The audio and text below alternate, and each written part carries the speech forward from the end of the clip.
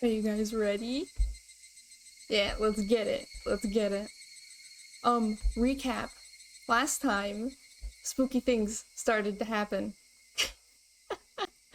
we did some breaking and entering, and some people weren't too pleased about it.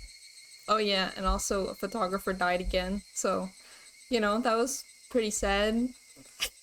Not as not as bad as the last time though. I mean, the first time someone dies it's a big deal, but the second time, it's fine. It's fine.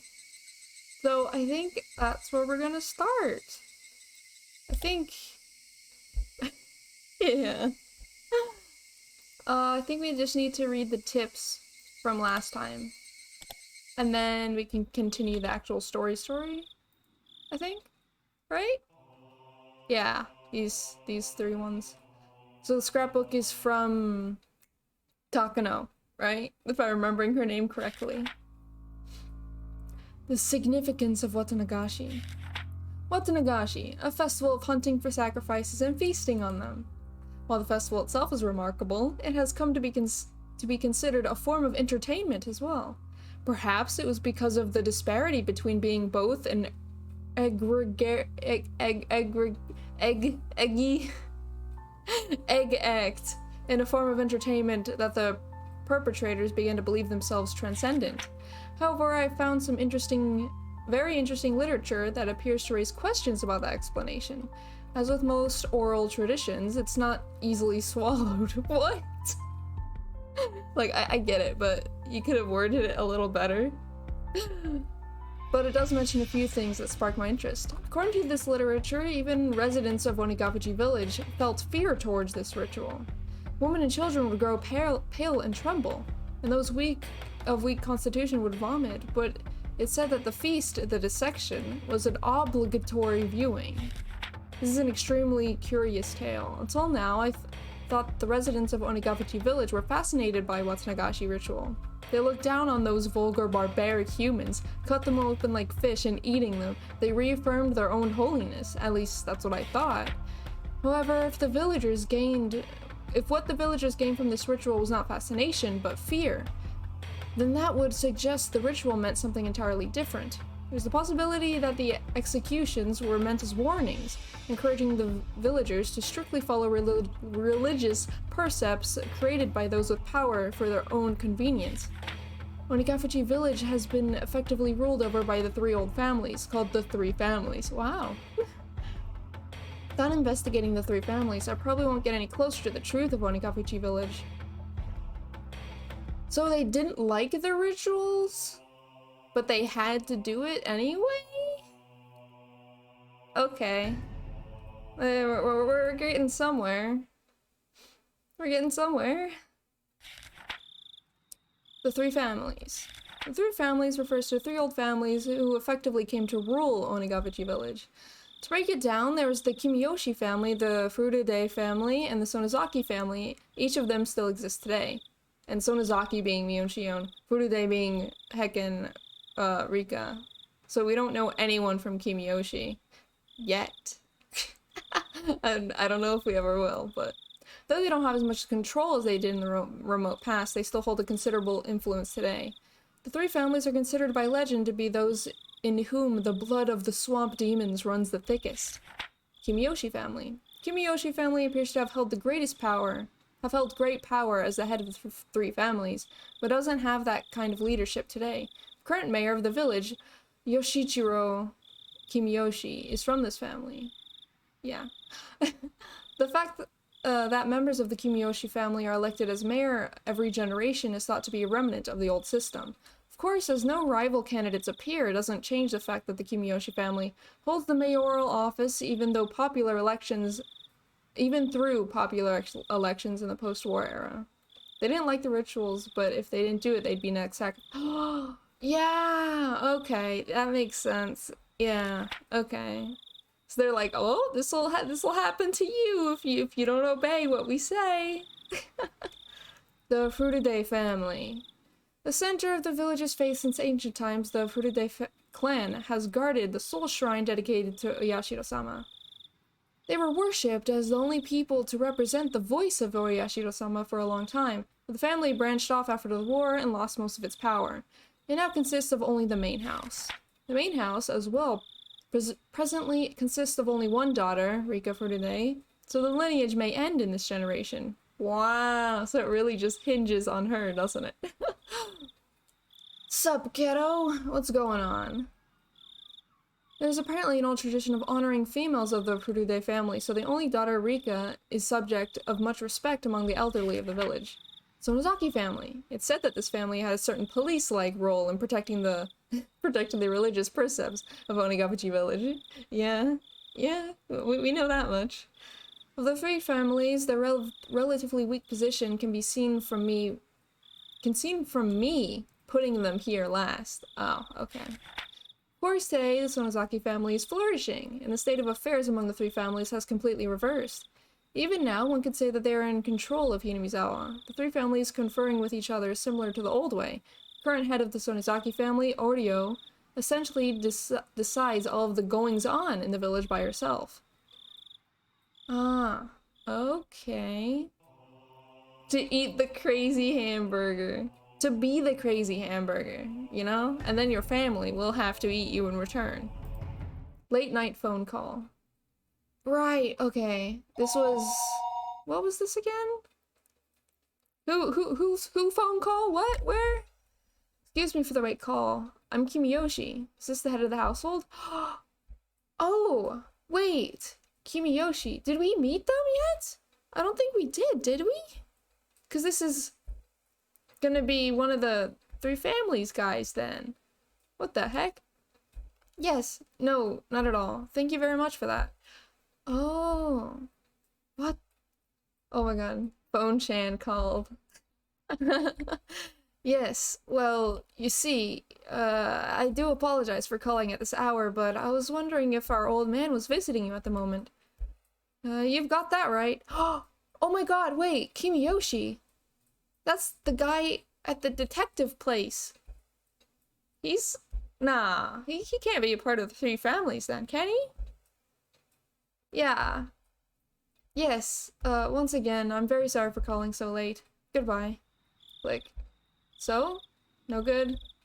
I'm not sure what to do. He may be passionate about it, but he always at least gives us a call. Called everyone he plays Go with, didn't you? No, he's the mayor. Oh! Okay. Well then, who's the old man then? Because, like, whenever people say old man, they're usually referring to the, Oishi, right? Sup, Hex? Hello, this is Kimiyoshi. This is Sonozaki. How did it go? Have you found the mayor? He's not the mayor! This is Kimiyoshi! What is going on? Oh, Mion-chan. I called everyone I could think of, but I came up with nothing. I can't find him. What do I do? Where could he be idling about? I put a word in a bunch of people who might have an idea, but nobody did. I asked Nana about it when and she said we should get the men of the village together to search for him. At this hour? I mean, it's not like he's definitely gone missing. Watanagashi just happened. She thinks we should be a little more cautious. If we still can't find him, then we'll notify the police tomorrow morning. Whether or not we find him, though, we should refrain from making any false accusations. Oryo-san said that? Yes. If you can't trust her without hearing her voice, then I can put her on for you. No, that's fine. I understand. We'll get the men together and search. If we still can't find him, then we'll notify the police tomorrow morning. She'll leave it to you to organize the men. I'll be there as well as Nana's representative. Thank you. I'll get everyone together immediately. Thanks. I'll talk to you later. Bruh. Because, like, that phone call was to Keiichi, wasn't it? Like, originally, the first phone call. He was like, oh, is the old man there? And then Keiichi was like, nah. So, like, what? Keiichi wouldn't know who he is. Or unless they met. Have they met? Gosh, I can't hecking remember. God. This is fine. Anyway, that's it for the tips. He said he called everyone. Oh, yeah, true. True. You're right. Okay, and now continuing with the actual story. There's like achievements on Steam. So like I can tell how far I am in the story based on the amount of achievements I've completed. And I think we're like 3/4 of the way, I think. I could be wrong because I'm basically going off Steam achievements, but there's no way I'd be able to sleep. Yeah. When she hung up the phone like that, I realized for the first time what kind of situation I was in, as well as who the only ally who would support me was. Right! Oh my god. Okay, Keiichi phone call with Shion that happened. And like all the sus things were happening. It's like, oh, it's your fault! It's your fault because you made us go into that dark place! Or whatever. That's what happened last time. Okay. I remember. I waited with bated breath for Shion to calm down and call me back. What would I do if the phone rang while I was sound asleep? No matter how long I waited, however, it never rang. Exhausted, whenever my mind would start to wander, I would jolt awake as though I heard the phone ring. In the end, I brought the cordless phone with me into my futon and went to sleep with it in my arms. Keiichi! Though it still didn't amount to anything. Morning came, and by that time I was pretty sure she wasn't calling me back. Yeah. That was when a fierce drowsiness assailed me. Damn it! This is no time for sleep, Keiichi Maibara. He really does talk to himself a lot, doesn't he? Like, even more than an average protagonist would. I slapped myself in the face a few times. Then I went to the washroom and washed my face, which was something I usually didn't do. That wasn't enough either, so I even brushed my teeth. After that, I was finally wide awake. When Mom saw how strange I was acting, her eyes went wide. What's wrong, Keiichi? Are you going somewhere today? Going somewhere? Yeah. To school? Oh! Wow. Oh my god. Oh! It was okay. Okay. I think I get it. But I don't. We'll figure it out. Keiichi-kun, you don't look so good today. Do you have a cold? I'm not sick, I just didn't get much sleep. If I space out and start talking nonsense, just humor me. I wonder what kind of nonsense you'll say. I wonder. Now I'm looking forward to it. Oh, bruh. Felt utterly shattered, and I still hadn't picked myself back up this morning. And for precisely that reason, Rena's honest smile was a sight for sore eyes. Yo! What's up, Kei-chan? Rena? Good morning. What? Mi-chan, you look like you didn't get much sleep either. Mion had gone home early yesterday with a hangover, but she didn't look too good this morning either. The usual cheerfulness was completely buried in shadow. Sus. Okay. Yeah, I went to bed at like 3. I'm a little tired. 3? Hey now, you can't keep staying up that late. Dude, those are weenie numbers. 3 a.m.? That's nothing. You probably read the first volume of manga, thought it was interesting, then read the entire series, didn't you? I understand, I've done that before. I joked, trying to shake off my sleepiness. I was trying to be considerate. However, neither Mion nor Rena smiled. In fact, they didn't even pay attention. Bruh, that was such a good joke from Keiichi, and they didn't even pay attention. Come on. Rena's expression immediately darkened. What? Wait, is it about the mayor? He still hasn't been found? Nope. Hey, wait a minute. What are you talking about? Keiichi's like, bro, what? Oh, dude, it's been a while since I've seen you. Kakaburakin. How are you doing, bro? Even the classroom, which was normally bristling with bright, joking voices, seemed to be filled with different sort of murmur today. Good morning, Keiichi-san. Have you heard? It looks like something terrible has happened.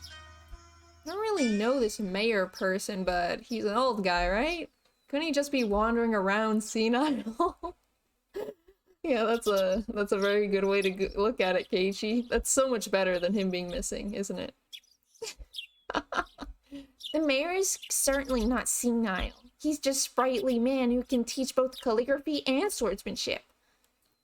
He probably got lost somewhere, like me. I lost Rika. Oh, I want to take you home with me. Getting lost is the only cute because children like Rika-chan do it. A worn-out old man getting lost isn't annoying the slightest. Whoa. Wait. Nah, that was Keiichi talking. Jesus Christ. While my mind entertained dumb thoughts like that, our teacher arrived. Everyone rushed to their seats. That's not too important, the mayor going missing. I mean... Okay, so someone's already died and someone has gone missing, but they found the someone who went missing. So does that mean another person has to go missing? I don't know. Good morning, everyone. Good morning. Blah, blah, blah, blah. Class greeted was normal, but the atmosphere in the room was heavy. Some of you already heard, but last night, despite the late hour, the mayor never came home. Is there anyone here who saw the mayor yesterday? One or two hands went up in silence, and they told her about having seen him. None of it seemed to be vital information, however, and everyone began whispering amongst themselves. We're missing a missing person. We are! You're right, that's exactly how it is. If anyone's seen the mayor, please tell an adult about it, alright? Now then, let's begin class. After that, the same old lessons began. Huh, you know, this isn't even too big a deal. We didn't know this mayor guy. We didn't know him. He's not important to us. Not to Keiichi, anyway.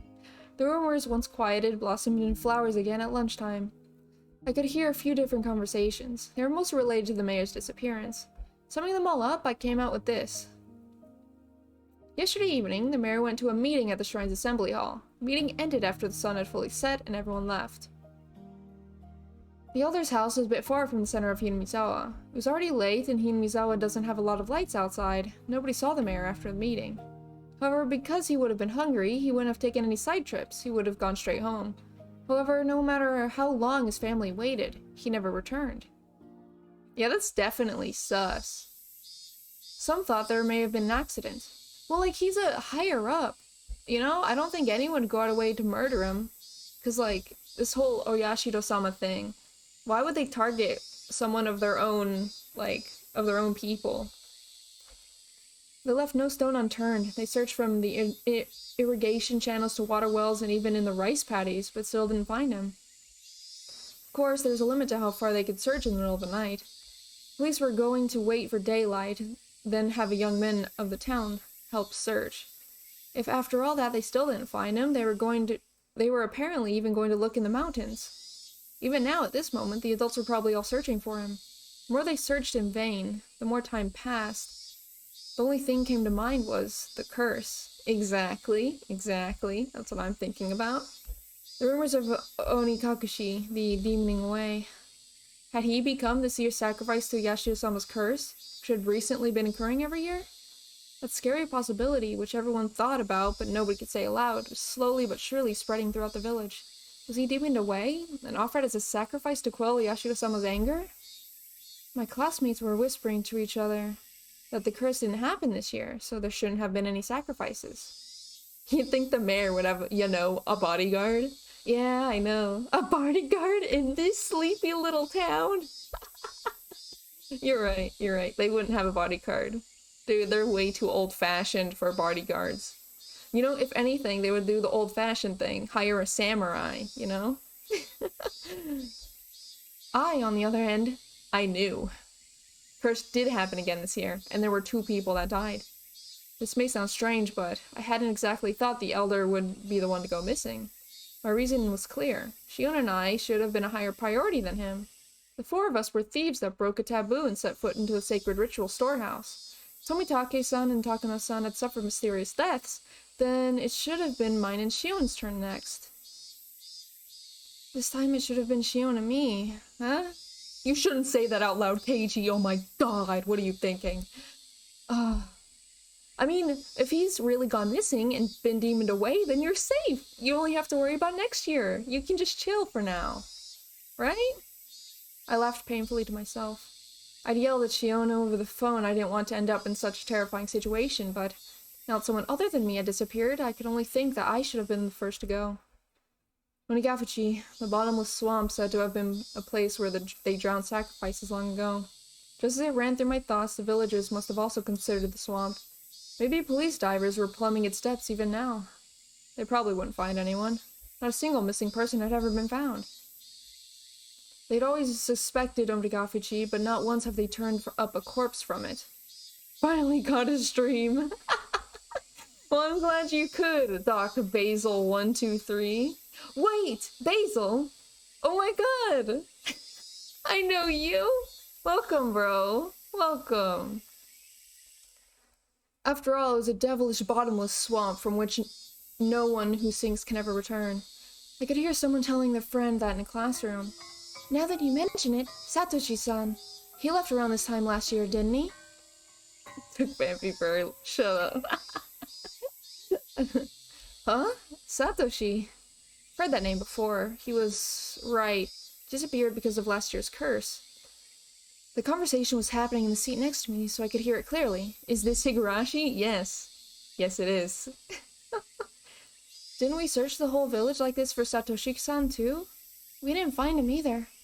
What did we decide that was? A demoning away, right? Yeah, I heard he withdrew all of his savings and ran away from home. Someone from the police said that there was someone who saw him get on the bullet train in Nagoya Station. Ran away, huh?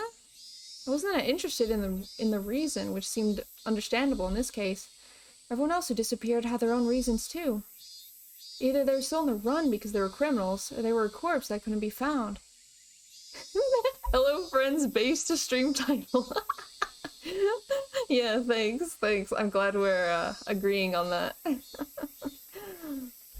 Yeah, it's not like any of them suddenly disappeared into thin air for no reason, but they disappeared. Someone disappeared whenever the curse took a life, as if by design. They may have had various understandable reasons, but they still had disappeared. From that point of view, it really might have been a demoning away this time. Mayor's disappearance was the first such incident without a clear reason behind it. Of course, coming to that realization didn't help solve anything. It looks like I messed up the seasoning today. Sorry. Normally, Rena would have devoured her lunch immediately, but today there was still a ton left. It wasn't because Rena's lunch didn't taste good or anything, though. That isn't the case. Your lunch today is as delicious as always. Satoko dips her chopsticks into Rena's bento box and pulls about bits of food one after another. Yes, delicious indeed. Today in particular, in fact. Jump, jump, nom nom. Huh? You know those are pumpkin what is croquet? Croquet? Right? Are you okay? Yes. What is that? French food? Maybe? If it's your pumpkin, then it's delicious. Did Satsuko dislike pumpkin? Regardless, she forced herself to smile and shoved more into her mouth. Crocs? No, you're lying. I'm guessing I'm comic relief. Oh my god. You guys are declaring yourselves stereotypes? Charcoal things people burn in the winter? Those are definitely Crocs. Crocs? What are you guys talking about? Crocs are freaking shoes. You don't eat them. Or do you? I don't know. Everyone knew. Nobody's lunch tasted very good today. What? Why? Oh, it's because they were sad. Right? That's why? Satsuko kept shoveling it down, repeating her remark on how good it was. If it's that good, then I guess I've got to try some too. Satsuko's gonna eat it all if we let her. You're not supposed to eat them. Stop! Don't eat shoes, East. A croquet is a type of dumpling consisting of a thick binder combined with a filling, which is breaded and deep fried. Ooh, that sounds really good, actually. Oh my god. Crocs is an animal. Okay. Pop-up Crocs if you need a snack on the go. Food shoes that are also food. You just freaking walk all over the place, and if you're hungry, just take a little nibble, put them back on, keep going. Oh my god. It's just so good. So I would certainly like it if Keiji-san were to eat some as well. Well, sometimes I have to show my adult generosity, right? Okay, don't hold back on my account. Eat enough for the both of us today. She really, really hated Pumpkin, didn't she? That made it all the more touching to see Setsuko's own brand of generosity. I grabbed her hand and started stroking it. Setsuko, somewhat exaggerated fashion, was bawling, tears streaming down her face. Bro, she just hates Pumpkin, leave her alone. No way. You'll never grow up if you give away such good food. Rena, you eat too. I only have leftover vegetable stew, but it tastes great after having sat overnight. Yeah, the daikon radish is such a pretty color going through it. It looks delicious. I guess I'll have some then. Rena reached out with her chopsticks, and at last, the usual lunchtime atmosphere began to return. That was only at our desks, however.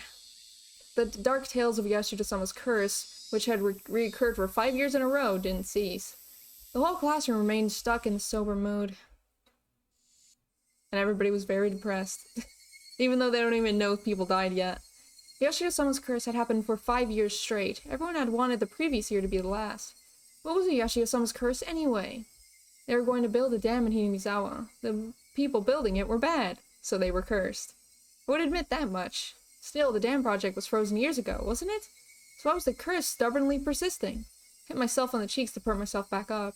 Everybody was trying so hard to brighten the mood, I couldn't go straight back to thinking about the curse like that. I forced the grim story out of my head. Driving Yashida-sama's curse out of my thoughts was actually a good idea. In the end, that meant I would also be driving away the most terrifying thought of all. That I could be the curse's next target. Yeah, you don't want to think about that. That'll definitely harshen the mood. I'm next. Oh god. Mion's taking a while, isn't she? How long did it take to wash your hands? Mion said she was going to wash her hands and left, but she hasn't come back yet. Oh god. She's probably taking a little afternoon nap somewhere. Really? I think she was up pretty late last night looking for the mayor after all. Smelled Riley and let out a sigh. Today was no good. However much we tried to lighten the mood, things would always come back to the mayor. It was just a no-good day. I just transferred here recently, so the shock of a curse happening 5 years running was an unimaginably big one. Maybe I do need to appreciate that. When Mi-chan was really little, the mayor would always spoil her. When she was going through her prankster phase, he loved her like his own daughter. She told me that often. I see. Mion was in shock too. Someone disappearing at all because of a curse was a very scary thing. If the sacrifice was someone you knew, though, then that shock must be 100 times worse. Setsuko, as if she'd come to the same conclusion, bit her lower lip and looked downward. Oh, Rika-chan's taking a while too. Maybe they're taking a nice afternoon nap together. Rika wasn't out that late. As soon as she yawned, everyone gathered around her and started saying good night, good night. Now that she mentioned it, there were a lot of old people rubbing their prayer beads in fervent gratitude towards Rika-chan during the festival too. An imagine of the indulgent elderly came to mind. Had Rika-chan discovered a way to get herself to be pampered like that? Is there a reason that the old people treat Rika-chan like an idol? Is she their ideal image of a granddaughter or something? Yeah. I don't know anything about that, but I want to see Rika-chan yawning. It's probably all like... Why do all the characters have boxer hands? Dude, they have meat clubs for hands. They have literal meat claws. It's just like that, you know, they were born that way. So we don't mention it out of kindness, you know? Oh, I want to take your home. I don't personally think it's that cute. It's more of a and she opens her mouth really wide so you can see the back of her throat. What the hell? Oh my god! Rena, shut up! Rena! It really, yeah, it is. You're onto something. It's something in the water. Oh my god. You know the freaking stereotype of like little hillbillies in the village who are like little incest demons? Maybe that's what Hinamizawa is. Rena's handy at times like these. I finally managed a heartfelt laugh. Oh right. I'm on day duty today, aren't I? Need to go water the flower garden. The garden's right outside the teacher's lounge too, so I can immediately tell if you don't do it right. I think Satoko-chan is cute. Not only Rika-chan. What is that? Ooh, what's a uvula? Uvula? I don't know. Do you want to see the updated sprites? No. He doesn't need to see the updated sprites. This is a perfect image of what they look like. Can't breathe. What is she doing to her? No, I know what a uvula is. Yeah. I know what a uvula is. I'm just surprised that they're going in that direction. I appreciate you guys telling me what a uvula is, though. I got a glimpse. It was so cute. Satoko-chan is cute too. I'm gonna take you home. I was squeezing her hands around Satoko's neck and was trying to get a look into her throat. Okay, Rena. Take a step back. You know, Rena is, I can't say it out loud, but she's a notorious, beep! Isn't she? Sweat. Guys, shut up! I know what a uvula is! I'm not that dumb, B-mans! Oh my god. What is she a notorious blank? Lolicon? Possibly. I don't know. Hearing Satoko make a weird noise like a chicken being strangled was kind of hilarious. Oh yeah, I always think chickens being strangled is hilarious. That's the first thing I think of. Couldn't help but laugh. At some point, the classroom had erupted into laughter too. Maybe everyone was doing it on purpose. Even if she wasn't, this nonsense was a welcome sight. Anyway, let's get over to the flowers while I still have time. Slowly and quietly, lest I destroy the room's newfound peace, I left the classroom. Didn't even say bye. That's fine. The watering can was hanging up outside the kitchen. This building has really been an all-male forestry service building, so there was apparently nothing so thoughtful as a garden here before. When they decided to have a school share the space, they built one there as a modest gesture of appreciation. Was it weirder? Nah. Quote from hit Halloween movie Monster House. Dude, that movie scared me so bad when I was small. Oh my god. The flower bed was a little longer than you'd expect. It went all the way around. It went all over the place. It was so big one would need to refill the watering can 5 or 6 times to get all done. I was doing this together with a kid who was also, thankfully, on day duty today. She was in the lowest grade though, and was a full size smaller than even Rika-chan. Couldn't make a kid who would struggle just to lift a full watering can help me with this. That movie was scary. Well, when I was like 7, it was scary, you know? It scared me real bad. I could watch it now, but you know, movies are scary. For this, if one was placed on day duty with someone one liked, they'd do it all for you, so it'd be cake. No point in blaming her. I give up. I'll just get started. Watering can in hand, just as I was about to leave the building, the old man from the forestry office addressed me. Sonny, there's a vegetable garden behind the warehouse, right? It's just all about to be dried up. Water that too, would you? Oh, you mean that curry vegetable garden? The one with the potatoes and carrots and other things that are only ingredients for curry? It's definitely a personal garden for a curry-loving teacher, but making students responsible for its upkeep is getting them involved in her personal affairs. Monster House scary, I don't have words. Really? No, you guys are just too confident for your own good, you know? That'll get you in real danger, huh? Not being afraid of things when you should be afraid of them. Monster House is a scary movie, and I will stand by that, alright? I couldn't say that to his face though, so I gave up and decided to carry out my day duties. Sunlight out front was strong. A great chorus of cicadas was strongly underlining how nothing was different today than yesterday. I didn't pass out. I passed by. Passed by the classroom. I don't know how it happened, but Ren and Satoko were in the middle of a huge melee. Oh, great. While I was gone, the kids had arranged all desks into a circle, forming a ring while everyone was cheering them on. Dude, they freaking formed a fight club. Yeah, that's how it should be. What the heck, really? Once school ended, we would need to return to reality, where talk of the Elder's appearance would once again be all over the place. Not appearance, disappearance. Once again be all over the place. Wanted everyone to forget about everything and just have fun, just like yesterday.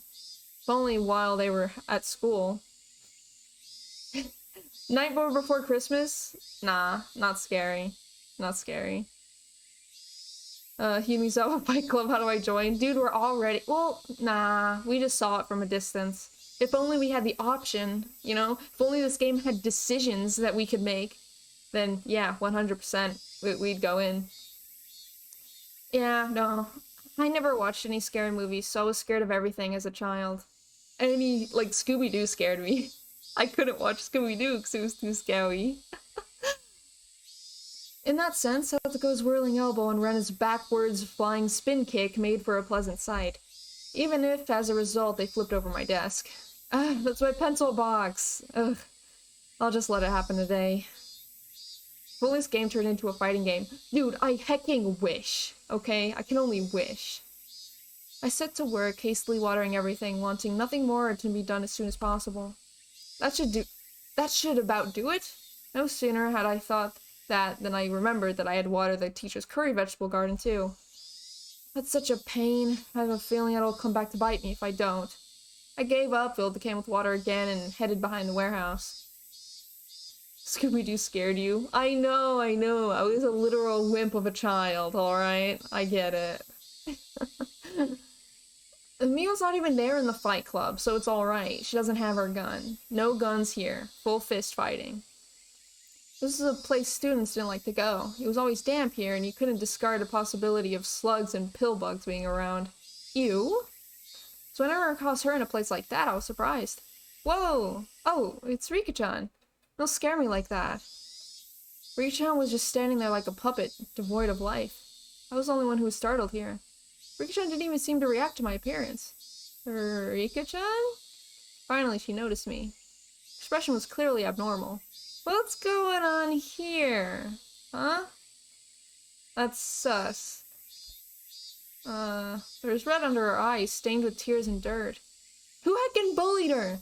Oh, right, she was in the fight club, right? Oh my god, she got beat up. Heck.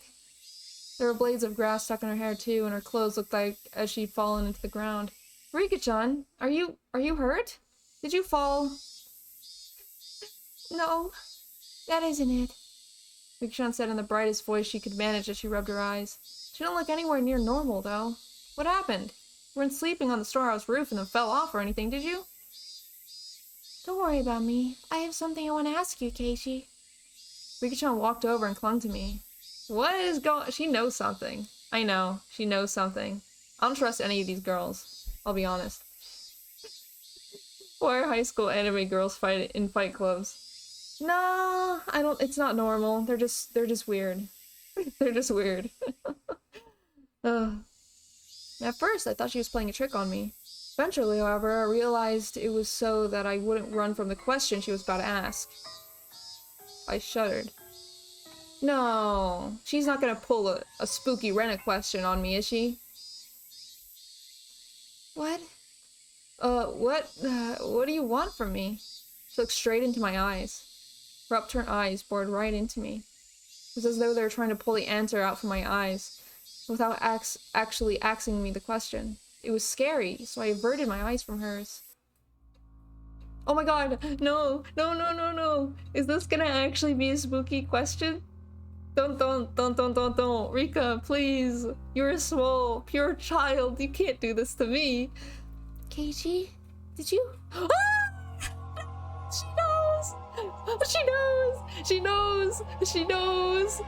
Rika, she knows. Oh my god, is that why she was crying? It's because she had to cope with the fact that her good friend Keiichi would do something so horrible.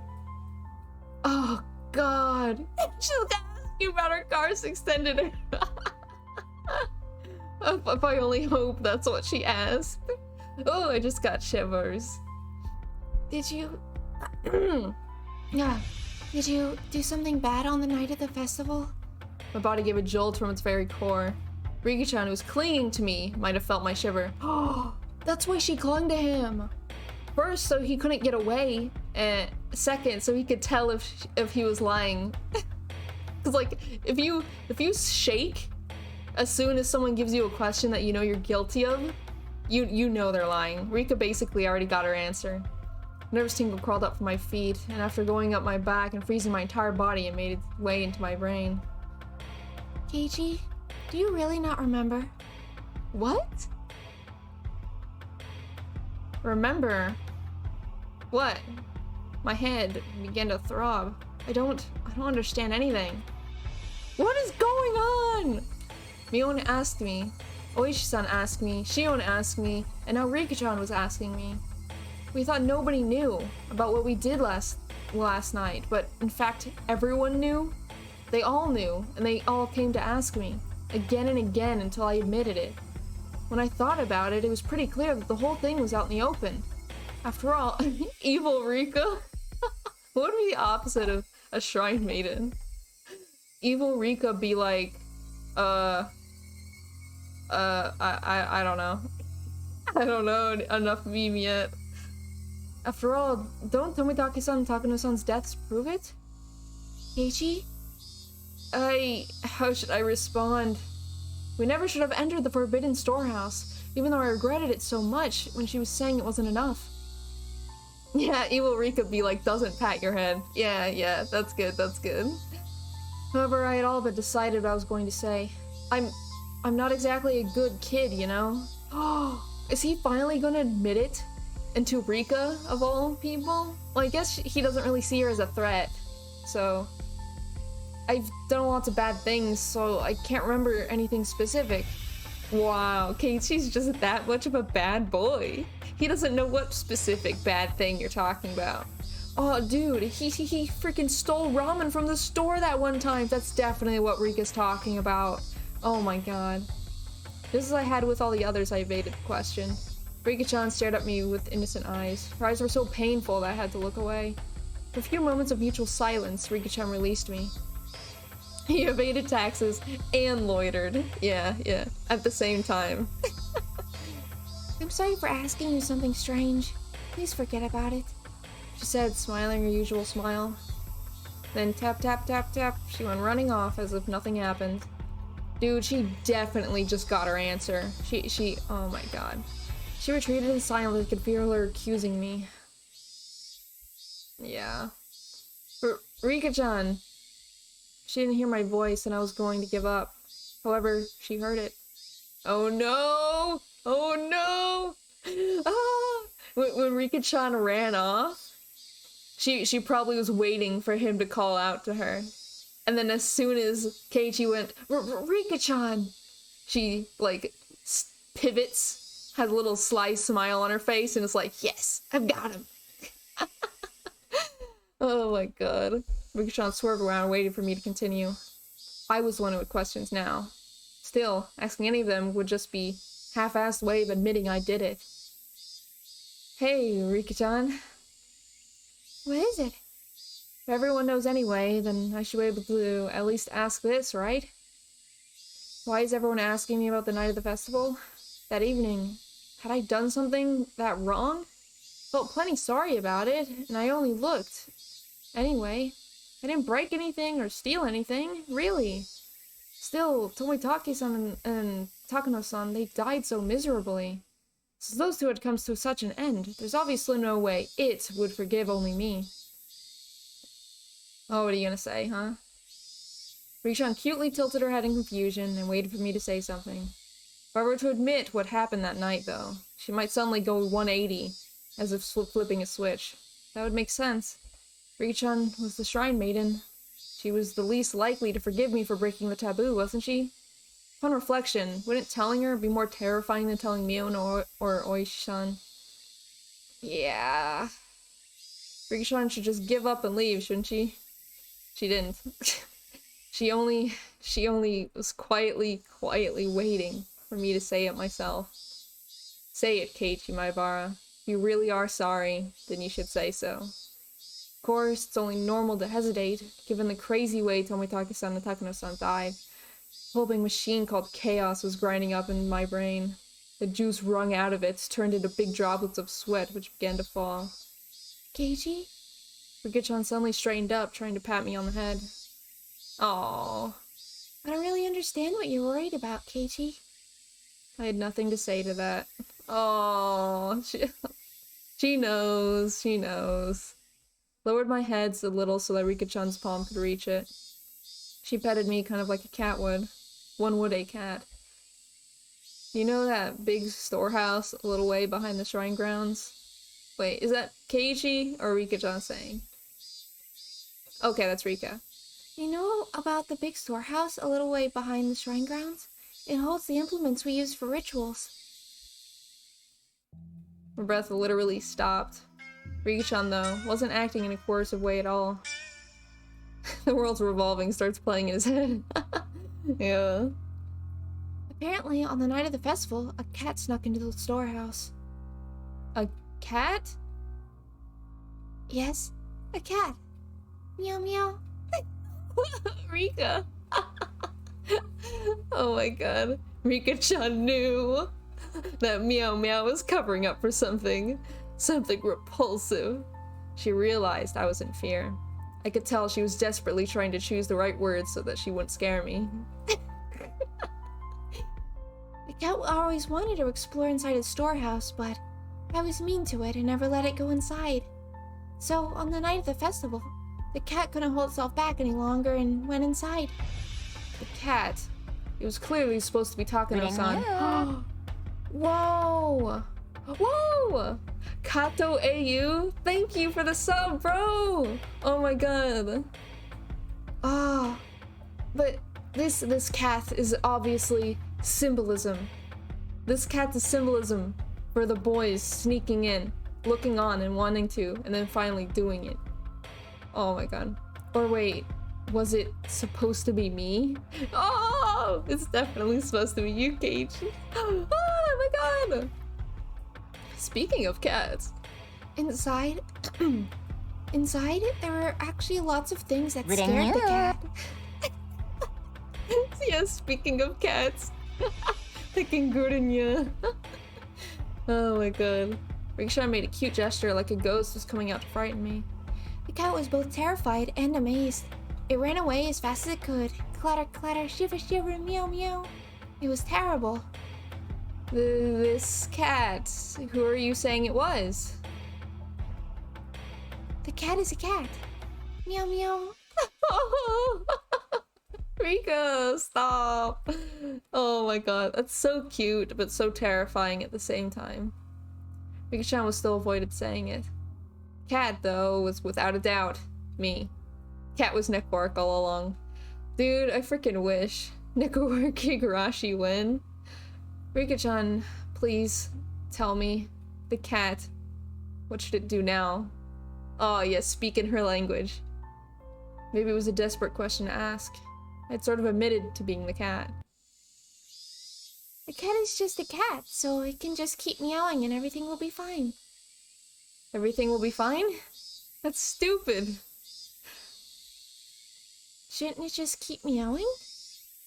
Jeez, Rika-chan and I put together an entire conversation using cat as a code word. I didn't say it directly, but I'd already admitted it. I didn't want to end up like those two.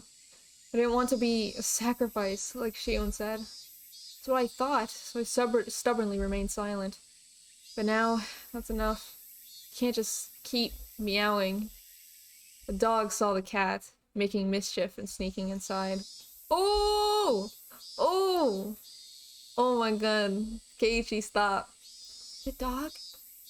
That's right. It was the dog. It keeps coming to the cat and trying to get it to stay. And trying to get it to say that it snuck inside. I don't know if she likes us talking in her language or not. But I said that, Rika-chan's expression clouded over. She was trying to hide it, but I already noticed her eyes darkening. Rika-chan... Silence was frightening, so I spurred her on. At that point, Rika-chan grinned. Oh? It's alright. I'll protect the cat. Huh? I thought for a moment that I misheard those words, so dependable they were. The cat is really scared, but it really isn't all that bad. I think all of the dogs are just misunderstanding. Huh? It's not all that bad? Cat is just worrying too much. I'll do something about it for sure. Rika-chan will do something about it. I don't even know left from right at the moment, so Rika-chan didn't look all that dependable. It might be hard, but I'll do my best. Go for it. Yay! She clenched her fist and stuck it in the air. Rika-chan said that the cat can just keep meowing. She had to leave it all to her. Is that really all it took to resolve this whole thing? Will you really be alright, Rika-chan? I don't do my best, then something bad could happen to the dogs too. I had no idea what Rika-chan was talking about anymore. She had been talking to me under the assumption that I was aware of certain things, so at first I understood her. Around the middle, though, I stopped understanding anything. However, one thing I did know was to not worry, to leave it to her. Rika-chan straightened up once again, patted me on the head, and smiled. I was so moved by the reassuring feeling that I couldn't help but start to cry. Oh, I'm sorry. Oh, Keiichi. My boy, I know you're sorry. I know. Oh my god. Oh, the cat. It really was just a little bit of mischief. I didn't think any of this would. It's too much of a scaredy cat. That's why it should never have seen a storehouse. Rika-chan straight up saying, oh yeah, it was too much. It was too much for you. Even though Rika-chan's like, what, 8? Like, come on. She was right.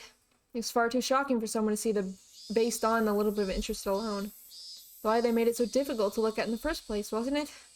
Rika-chan, what will happen to the cat? 2 of the cats that snuck in, well, that night, they... I heard Tomitake-san Takano-san's death was being kept secret. Rika-chan might not have known about it.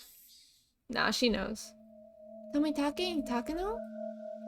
I gave a start at sudden mention of actual names. Though it's weird to do that at this point. You should forget about them. Oh, what? Rika. My spine rose again. Forget? Yes. It won't do you any good to remember those 2, Keiichi. Really? Rika, you sounded a bit sus there. The more you think about it, the scarier it will get. So you should just forget about them as soon as possible. She said something so enormously terrifying, without letting a smile on her face waver at all. I don't know where you heard about it from, but you should forget everything. Make your mind as clean as a scrubbed bathtub. Forget? Rika-chan, you know, don't you? You know how those 2 died? No matter how they died, it has nothing to do with you, Keiichi. Rika declared this in a flat voice. Nothing to do with me. Oh wait, so it was like... It has nothing to do with you, Keiichi. Like that? So forget about it. The girl before me, she was innocent and lovable. Even seemed trustworthy. Suddenly she took on another dimension. Don't get involved with their deaths. I'll help you, Keiichi. Those 2 contradictory statements twisted and distorted my image of the girl in front of me. What about Shion? What'll happen to her? Might have been dangerous to mention Shion's name, but couldn't stop myself from asking. Rika-chan saw through everything anyway. Yeah. I was going to fool her. There was no way I was going to fool her or keep anything from her at this point. Oh, dude. If they're in the hecking game club or whatever. They're doing psychological warfare every single day after class. They're pros at it. The sister of the younger cat? The younger of the sister cats? Meow meow? Stop! The meow meow gets me. Yeah, the little sister cat. Rika-chan appeared to think upon this for a moment. It's hard for me to endure this momentary silence. Big sister cat is angry. The little sister cat did something bad, so she's really mad. The big sister cat. That could only mean Mion. I recall being questioned by her yesterday. Keiichi, big sister cat is not in a good mood at all. I think we should leave her alone for a while. Not in a good mood. Those words sent a shiver through me. Oh, dude, Mion's gonna be out for blood. Mion was mad. She was mad that we entered the ritual storehouse. Let's stop having club from now on. Huh? Oh wait, Let's stop having club from now on. huh? Why? I think we should leave her alone. Rika-chan ended her sentence with such force I couldn't say anything in response. So it was like... I think we should just leave her alone. Like, alone! Leave her alone! Like that? Hey, Keiichi Maibara, don't disobey Rika-chan right now. She's the only one who said she'll help me right now. I'll leave things to her, just as she said to. I mean, she even said that the cat should just keep meowing. I'll forget everything, like she said. I'll leave everything to her. I'll forget everything about Takano-san and Tomitaki-san and what I did that night. Oh, just then we heard a bell far away, marking the end of our lunch break. I guess we should go back to class? Keiichi? As if she'd noticed how miserable I was, about to leave everything to her and flee the scene, Rika-chan called out to stop me. If the misunderstanding dog comes to try and bite the cat, please tell me, okay? No! No, wait. If the misunderstanding dog comes to try to bite the cat... Oh god, is she telling us that somebody's gonna come attack us? That's what she's telling us. The misunderstanding dog. She put it in such a cute sounding way, but the true meaning behind those words was an eerie one. Who is the misunderstanding dog? The dog that bit the mayor. Oh! Okay. She's basically admitting that someone made the mayor disappear. She's straight up admitting at this point. Or is the dog Oyashiro-sama? I don't... I don't know why it did that. It was going to bite anyone. It would have been the trickster cat first. The flow of blood in my body felt like it completely stopped for a moment. Rika-chan admitted it. Sacrifices of that terrible calamity. She admitted that if it were going to happen again, it would be Shion or I. I don't know what was true about the girl standing before me. My suspicion gave way to fear and nearly began to change into anger. Was she a savior who would protect me? Or a stranger trying to capture and kill me for the sake of a horrible tradition? I had no idea what was true. I'm sorry. The cat is already scared, and I said something to scare it even more. I'm really sorry. Oh god, I really want to draw Keiichi as a cat now. Aww. I might do that after.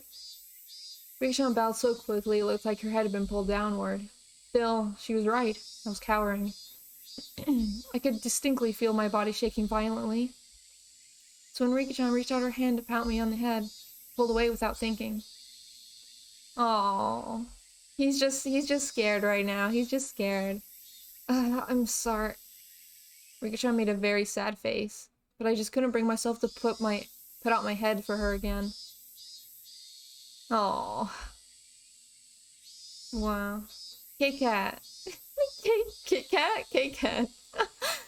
That day, Rika-chan said she wasn't feeling up for club activities that day, so she suggested we not bother. There's always vetoes when someone doesn't feel up to it. Running other seems really disappointed. Big Sister Cat is not in a good mood. I remembered Rika-chan's words. Quite quietly stole a glance at Mion's expression. If I could forget the way she'd questioned me yesterday, though, her behavior was it was the same as it always was. Or was it?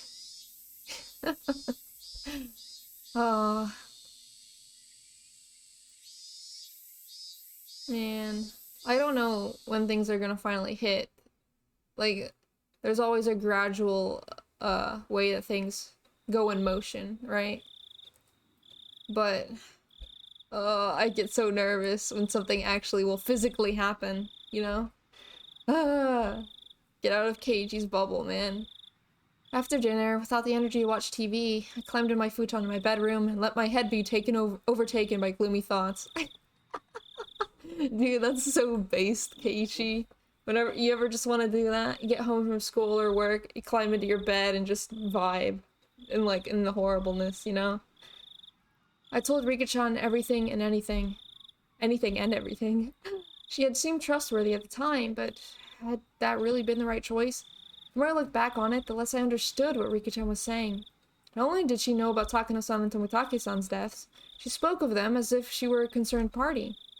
For all this time, in my futon, I began to tremble fiercely. Had I been lured in by Rika-chan's sweet smile, told her things I shouldn't have? Should have continued to feign ignorance. Shouldn't have shown her for such a weak side of me. My emotions were a mix of regret and fear, and it colored the darkness of the night with an additional layer of terror. Higurashi Wende Cat. when they meow. Oh my god. Higurashi when they meow. That's good. That's good. Suddenly, a knock. Might have yelped. So surprised I was. Keiichi! I've been calling your name for a while. You have a phone call. It's from Sonozaki-san. Which one, though? It was Dad. It was from Sonozaki-san. Reached out for my cordless phone through the gap in my door. Sonozaki-san, which one? The older sister or the younger? I don't know. Ask her yourself. Took the receiver and buried myself in the futon again. Hello? Mion? Or is it Shion? It's me, Shion. Oh, God bless Shion. Oh, good evening. Practically jumped out of my bed. It was Shion, who I had hoped so desperately would call me back last night. Shion! Sorry about last night.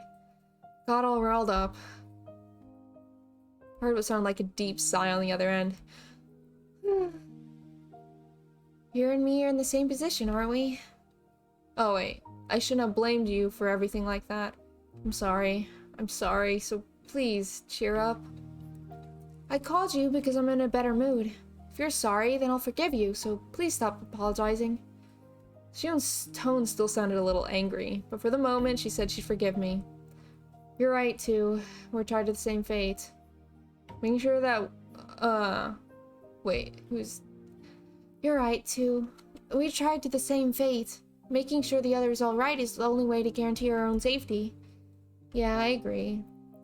We absolutely need to share whatever information we have, so that we don't die like Takano-san or Tomutaki-san did. Gulp. I forced myself to swallow a drop of saliva. Then, let's continue where we left off. You'll listen without getting angry this time, right? Yeah, I'll be fine. Firstly, it seems that sneaking into the ritual storehouse was more of a taboo than we thought. Oh, really? Really? Oh, wow. I couldn't get that idea from at this point at all. No signs pointed to that. None. Takano-san, Tomutaki-san's miserable ends terrible enough that you could call them a warning. They were more than enough to make me believe that.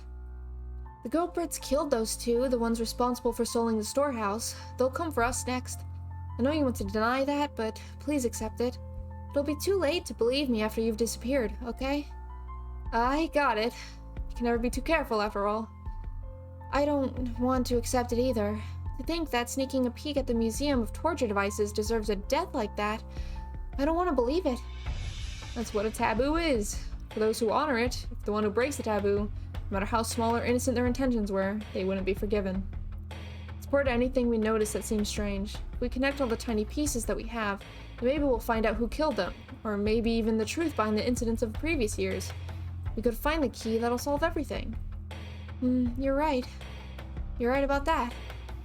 All I was doing was waiting in fear, but Shion had already thought that far ahead. Given how trustworthy she felt, I became embarrassed about how over-passive I was being. Dude, just chill. He's very, very paranoid all the time. Just sit back, let Rika and Shion do everything. Then I'll start, since I suggested it. I feel like somebody's been watching me lately. What? Might be my imagination, but I'll tell you anyway. I think it's just me, but if you feel like you're being watched too, Kei-chan, then maybe it's not just my imagination. Well, don't worry. At the very least, everything's been fine for me. I think. I think. As I spoke with Shion, I thought back on today. I had no grounds to say that everything was fine. I see. Then I suppose it was my imagination, but you be careful too, Kei-chan. Especially careful when you're by yourself in public. I'm in Okinomiya, so I won't be alone very often, but you live in Hinamizawa. There will be a lot of times you'll be alone. Please be extra careful. You're right. Yeah, I'll be careful. Also, about my sister, has she been acting strange lately? Your sister? Oh, Mion, right. What do you mean by acting strangely? Well, yesterday, she came to me and asked me where I was on the night of Watanagashi. What? She asked me too. The day before yesterday, I think, Mion asked me. I see, then, I told her I wasn't there. What did you say? I said the same thing. I just dodged the question. Both of us gave a quiet sigh of relief. Ever since the night of the festival, my sister has been acting strangely. I can't be too careful, so just be aware, okay? Mion was acting strangely. Aside from her asking me about the night of Watanagashi, she hadn't seemed too out of the ordinary, at least from my point of view. Her twin sister, though, was saying she was acting weird. Maybe it was a slight change and that a stranger like me wouldn't be able to notice. Got it. I'll start being careful. I'll always have Rena with me on the way back from school, so I shouldn't end up alone with Mion very often. Please be careful. If there's anything that's bothering you, you can tell me. Alright. Oh, man. Okay, is there anything you want to tell me, Kei-chan? My turn. That's right. Maybe I should report on Oishi-san asking me the same question at the library. Oh, that time when you were too slow to escape? Yeah, Oishi-san asked me pretty forcefully whether I was with Takano-san and Tomitake-san that night, and whether I'd seen you. Oishi-san seemed to have seen the four of us together.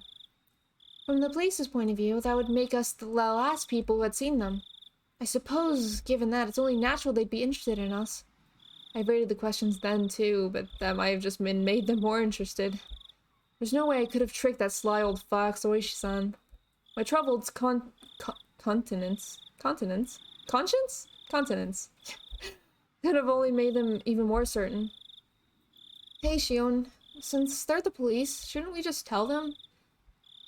When K1 forgets that he saw Shion at the festival. He said that, oh! Well, I mean, he said that, like, we saw them, like, once or twice, you know? I mean, it's nothing definitive, you know? I mean, considering our situation, I think having them on our side would be a good thing. Shion didn't answer right away. For a few moments, all I could hear was her breathing as she thought about it. Now that I think about it, Oishi-san said there was something possibly shady about Mion. At least, I think that's what he said. Yeah, he definitely did. As I explained yesterday, the Sonozaki family holds a lot of influence over Hinamizawa. Oishi is under the impression that the whole village, with the Sonozaki family at the center of it all, is responsible for the recurrent freak deaths. The whole village is behind them, with the Sonozaki family at the center. Please don't get angry like you did yesterday and just listen. I hammered that home before I get too upset. Yeah. Don't get angry, don't get angry. During the Hinamizawa Dam Wars... Hinamizawa Dam Wars. Now that's a name. The priest who everyone was anticipating to lead the anti-dam movement acted as though he were unrelated, so the Sonozaki main house rose up to take charge. My sister told you all about the battles that happened, right? Yeah. All of Hinamizawa got together and fought as one. Held protests, brought it to court, and even appeared on TV. In reality, there were many things that happened that were far more extreme. Under the surface, the Sonozaki main house was doing all sorts of illegal things to oppose it. They were acting illegally? Oh, really? That's so hard to believe. For example, they would sneak into the construction site in the middle of the night and steal equipment, or break it, or put sugar cubes in gasoline tanks of the construction vehicles. Wow. Dude, that would literally kill someone. Jesus. Sugar in the gasoline tanks? Why would they? You don't know? It's practically the representative guerrilla tactic. It was used by underground organizations in France in World War II, for one. When you put sugar in, the engine gets burned out and breaks down. Oh, okay, so no explosions. Okay. It's pretty bad, though, isn't it? It's destruction of property and nothing less. When they beefed up the guard at the construction facility, the family turned to attacking important construction personnel who worked there. Government officials who had been given permission for the construction, for example, received all kinds of threats. Not just people from the prefectural office either. Apparently, this reached as far as the Ministry of Construction. Yeah. As far as I've heard, they even kidnapped a child once. Jesus Christ. She says they as though she's not a part of the Sonozaki family. I get it, she wasn't there when the whole damn thing happened, but... Kidnapped? Yes, the child of an important person in the Ministry of Construction who was in charge of the Hinamizawa Dam got spirited away. Then, one day, all of a sudden, he was rescued in the Takatsudo Mountains, which were upstream from Hinamizawa. Apparently, there were never any criminal accusations, but people whispered that it had been a threat to stop the dam construction from happening. Besides that, there were stories about so many different threats that I couldn't possibly list them all. Wow, that's sort of bad, isn't it? Yeah, sort of. Right in the middle of the whole thing, the first incident happened. That's when the dismemberment of the construction manager occurred. People whispered that the Sonozaki family had brought out the principal offender, but of course he fled and they still haven't found him. She put it that way, the Sonozaki family definitely seems suspicious. Oishi-san seems to think that the criminal used a race so he wouldn't talk, which is pretty reasonable of him. It's even enough to make me think the Sonozaki main house is doing some really shady things behind the scenes, even though I'm related to them. Are you telling me to believe that? The Sonozaki main house, where Mion lives, has done all those bad things, and you're telling me to believe it? Yes? Even if you don't, Kei-chan, the villagers do. While they oppose the dam in upright and lawful ways, the Sonozaki house did the dirty work for them. Everyone believes that they fought at the front so they'd take the brunt of the criticism. So they're respected as sort of heroes of darkness. Heroes of darkness, huh? I think I only really know one part of it. For example, the really bad stuff, like the kidnapping. I think only a handful of people know about it, including Grandma. Sonozaki family is secretive after all. Secretive, huh? Family so forthcoming that even Shion, who's related to them, doesn't know everything about them. Sonozaki family. Unlike Shion, her older twin Mion was deeply involved with everything, and that was not a fun thought to entertain. Also in chapter 4 we meet who saved him, who's a pretty important character. Oh! Okay. That's interesting. My sister, though young, was the one who acted as the center of the illegal resistance movement. Mion was? What do you mean? Well, our dad is a big-shot Yakuza. Even when she was little, my little sister managed to subjugate a bunch of young street rats. Wow. Then she played all sorts of tricks on them and generally got in their way. Mion did that? Now she's pretty laid back, so it might be hard to imagine. They pulled her in charge of everything, from property damage to threats and even acts of violence. Though she was a kid, they could get her released pretty easily. She learned that at her age she could be used as a weapon. He may have been discreet, but I couldn't help but chuckle dryly. She may have been young, but she was certainly still Mion. Even back then, she'd already been known for her craftiness. Yeah, dude, she's using them for many illegal acts. It's nothing to laugh about. Please take this seriously. Sorry, I didn't mean to. She would have gotten pretty angry at me. Well, her delinquency soon got her in a position of authority in the Sonozaki main house. It's not unthinkable that Oishi-san suspects them for the dismemberment incident and the later ones too. For a few moments I was dumbstruck at the tales of Mion's past. None of them matched the image I had of her. A younger Mion, dirtying her hands with all sorts of crimes, giving the dam construction project hell. As the successor of the Sonozaki main family, she was always right at the center of the vortex of strange incidents occurring year after year. Is that really the Mion I know? Maybe the one I know isn't the real Mion. Okay. Oh, heck. I have a Capri Sun and I just freaking spilt it. Dang it. Oh. Hold on.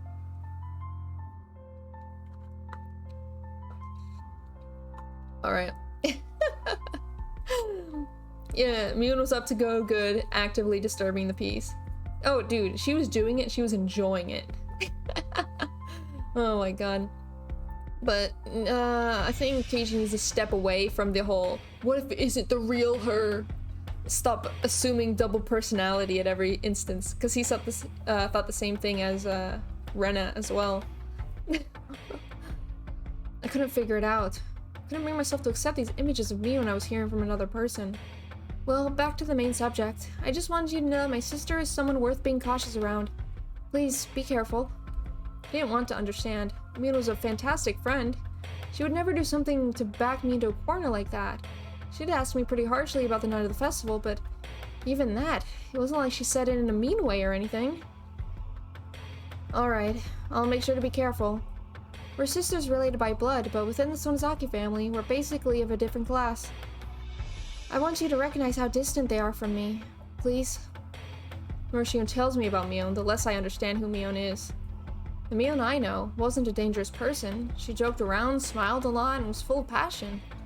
Now that I realized I'd held such view towards her, Shion was telling me to change it. To be careful around the best friend ever. To doubt her. The idea was very sad and painful. Now, about Oishi, if you think it's a good idea, then I think we should give him the information he needs. I think getting the police on our side will work in our favor. You thought so too, Shion?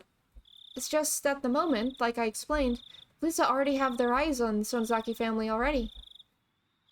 Oishi in particular completely believes that they are the masterminds behind the serial incidents. That includes me, of course, so I don't really want to do much with Oishi. I see. If Oishi-san really found out at the Sonozaki family's strife-filled history, then he probably wouldn't be very happy with Shion either. Yeah. At last, I understood Mion's instinctive dislike for Oishi-san. It's probably out in the open at this point, but try not to give my name to him. If you agree to that, then I don't think there's a problem with you telling him anything. Got it. I won't mention your name. Police investigative ability should be quite a reliable weapon for us right now. If Oishi tells you anything interesting, then let me know as well. Yeah, no san for him from Shion. No respect. Yeah, of course. We'll share information and investigate together. Who killed Takano-san and Tomitaki-san? Who was after us? Till we know, we need to defend ourselves. Anything else? Besides what Oishi told you, I mean. If anything has happened, no matter how minor, please tell me. Aside from my discussion with Oishi-san? Rika. Oh, should I tell her that I revealed every... Oh my god. Oh my god. Dude. I got just freaking... My cat. Hold on.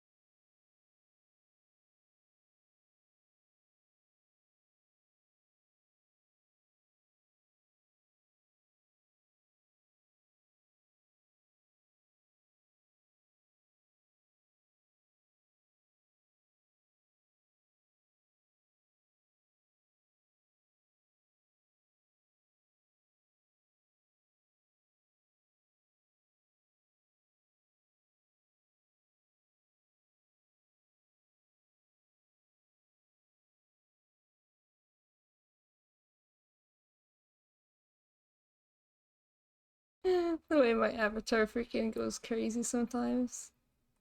No, I'm back. Sorry, my cat has issues sometimes.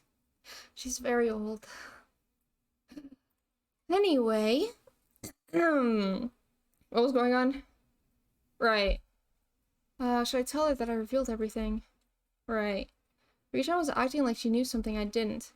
She told me to leave it to her, but what? That's right. When I was talking to her, I mentioned Shion's name too. Was that a mistake? Felt like Shion would get angry.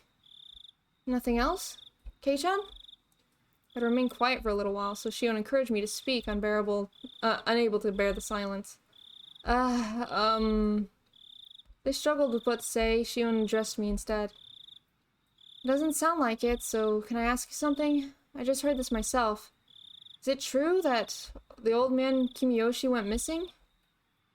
The old man Kimiyoshi? My gut told me that this is the name of the mayor. Oh, right. You mean the mayor? Wait, Shion, you haven't heard? I don't know anything. I just overheard my dad talking about it on the phone again.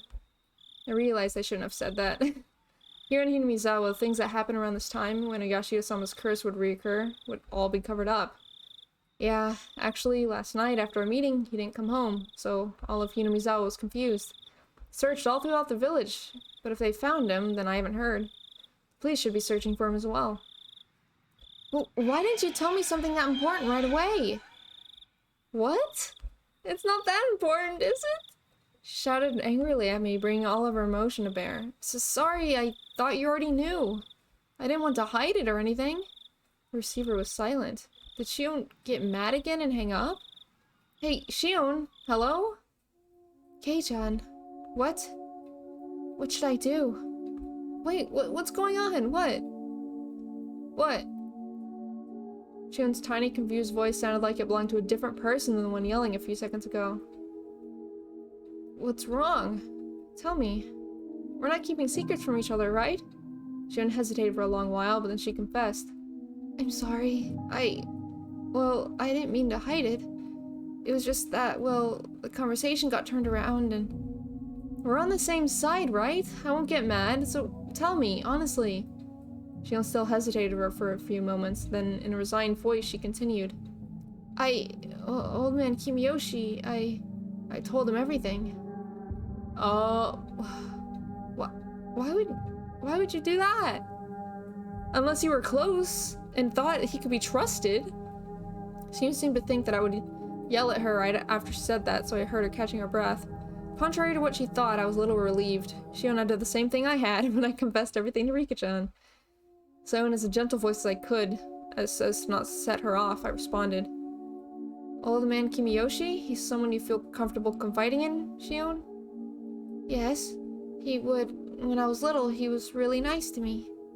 Shion felt the same pain as the rest of us from the mayor's disappearance. She had a different kind of strength from Mion, and as she continued, her voice sounded truly sad and pained. All I did was play tricks on him, but he would always just smile. He listened to everything I had to say. He was such a kind person. Calm down, Shion. It's not like he's dead, right? Don't lose heart so easily. Shion didn't answer. Even if I said that myself, I didn't think we'd ever find the missing mayor again. We probably wouldn't even figure out if he was alive or dead. Shion must have been thinking the same thing. But why him? Is it because he got told and he didn't punish her? Maybe? That night, I told the mayor that we snuck out into the ritual storehouse. Also that someone saw us and was out to get us. Does the mayor know how absurdly Takano-san and Tomitake-san died? Yes, he knew about it. I told him that they died by Yashiro-sama's curse and that I could be made a sacrifice to calm his anger. I just said it straight out. Right. What then? Old man Kimiyoshi didn't get angry. He smiled and told me that if I was properly sorry about it, there was no way I'd be demoned away. He was really smiling. They told me to leave it to him. Oh, that's so sad. Until Shion stopped sobbing, I was unable to find any words for her. Couldn't imagine what kind of person the mayor was, nor what Shion's relationship with him was like. Words of comfort, however, mean so much to us when we're about to be crushed by anxiety. Today, Rika-chan taught me that too. If someone who gave me such a sense of security were to disappear, then I guess I could what kind of shock Shion was in. It's my fault. Because I revealed everything. Stop it, Shion. It's not your fault. No, it is my fault. I told him everything. Old man Kimiyoshi found out about everything, so he has to have been killed. It was right after I told him, after all. He disappeared the same night I confessed, and he told me everything was going to be alright. He found out, so he became involved. I should have never told him. All this should have just been our fault, only the four of us. It wasn't something I should have told someone else. He got killed because I told him. He got killed because he knew. He got killed because I revealed it. Hey, stop. If we're doing that, then they would obviously have killed you before killing the mayor. The order is all wrong. Your eye should have been killed first. Why the hell would someone else get killed first? No, it's in order. They must be planning to kill us last of all. Huh? What? What? They're not killing the first people who come to mind. They start with killing those we're close to. Then after they've caused us so much pain, they'll kill us. That's must be what they're doing. I said calm down. Shion, you're in shock. You're panicking. The mayor's disappearance has nothing to do with you. It's unconnected. It's not related to Takano-san and Tomitake-san dying at all either. My words came out as a scream, as if I were shouting them at myself. Man, I leave for 15 minutes. A lot of stuff. No, it is all connected. It has to be. I told him, so he was killed. He got killed because he knew. I confessed it to him, so he got killed. She repeated the same thing as before, as though she were in a delirium. Despite me trying to console the crazed Shion, for some reason the shadow at my feet began to freeze. From that shadow, a cold arm reached out, so cold it seemed like it would freeze even my heart just by touching me, and grabbed my ankle. The heat generated by my body, the arm was absorbing it. It was horrible, chill. A freezing cold, numbingly frigid. It was unavoidable chill of fear. Though I sympathized with Shion, I had been naive in thinking it was only something only she had only she had to worry about. In my head, Shion's eerie words repeated again and again. He was killed because I told him. He was killed because he found out. I confessed everything. So he was killed. Those words echoed throughout my head like a monotone mantra. Finally, those even repetitions took on meaning. The quiet shaking that had already overtaken me turned into a violent shiver that shot up my spine. Rika-chan! It's Rika-chan! What? What did you say just now? Well, truth is, I told her about it. I told Rika-chan today. Rika-chan? You mean Rika-chama? The one from the Furude Shrine? Yes, Rika-chan. I felt so scared and uneasy that I did it. I told Rika-chan. When you did, what did she say? The cat is worrying too much. I'll do something about it for sure. That's what Rika-chan said, and then she smiled. She smiled just like the missing mayor had when he encouraged Shion. Oh god. No way Rika's gonna die, is she? Ah, oh, great. I'm sorry, Shion. I'm worried about Rika-chan. Right. If you're that concerned, then don't worry about me. Please go find out whether she's safe. Yeah, I'll do that. I'll call you again tomorrow at the same time. When I do, you'll know I'm still alright. I got it. I'll be waiting. Okay, bye. Sorry. I'm hanging up. Put down the receiver without waiting for Shion to say goodbye. The danger to Shion and myself was secondary at this point. My sixth sense was blaring alarms in my head. I don't like this feeling. It's really bad. It's definitely bad. Damn it. Please be safe. Rika-chan. Oh god. If Reich dies, I swear to god. Dude, you know this is not gonna be good. Cause like, he disappeared the day that she told him. So I'm assuming that Rika-chan's also going to disappear, tonight since... Let's look at the new tips anyway. From the scrapbook, number 5, 6, 7, 8. Number 8. Oh god. 3 families in modern times. As previously described, the 3 families council today was a mere shell of democracy. In reality, it is a dictatorship run by the Sonozaki family. Both the Kimiyoshi and Furude families are far from their former glory. It doesn't seem at all like they maintained the ancient traditions. Only the Sonozaki family has retained their glory from past and has inherited many colorful traditions from the age known as Onegachi village. Even the most recent verifiable example of Watanagashi had occurred at the end of the Meiji era seemed to have been done under the orders of the Sonozaki family. We're referred to the 3 families, genealogical tree from late Meiji. After the start of the Meiji era, the Sonozaki family wanted to push the development of Hinamizawa village, so they took a strong role in leadership. During the Dam Wars a few years ago, the Kimiyoshi family served as chair of the opposition alliance. This was in name only. In actuality, the Sonozaki family reigned as leader behind the scenes.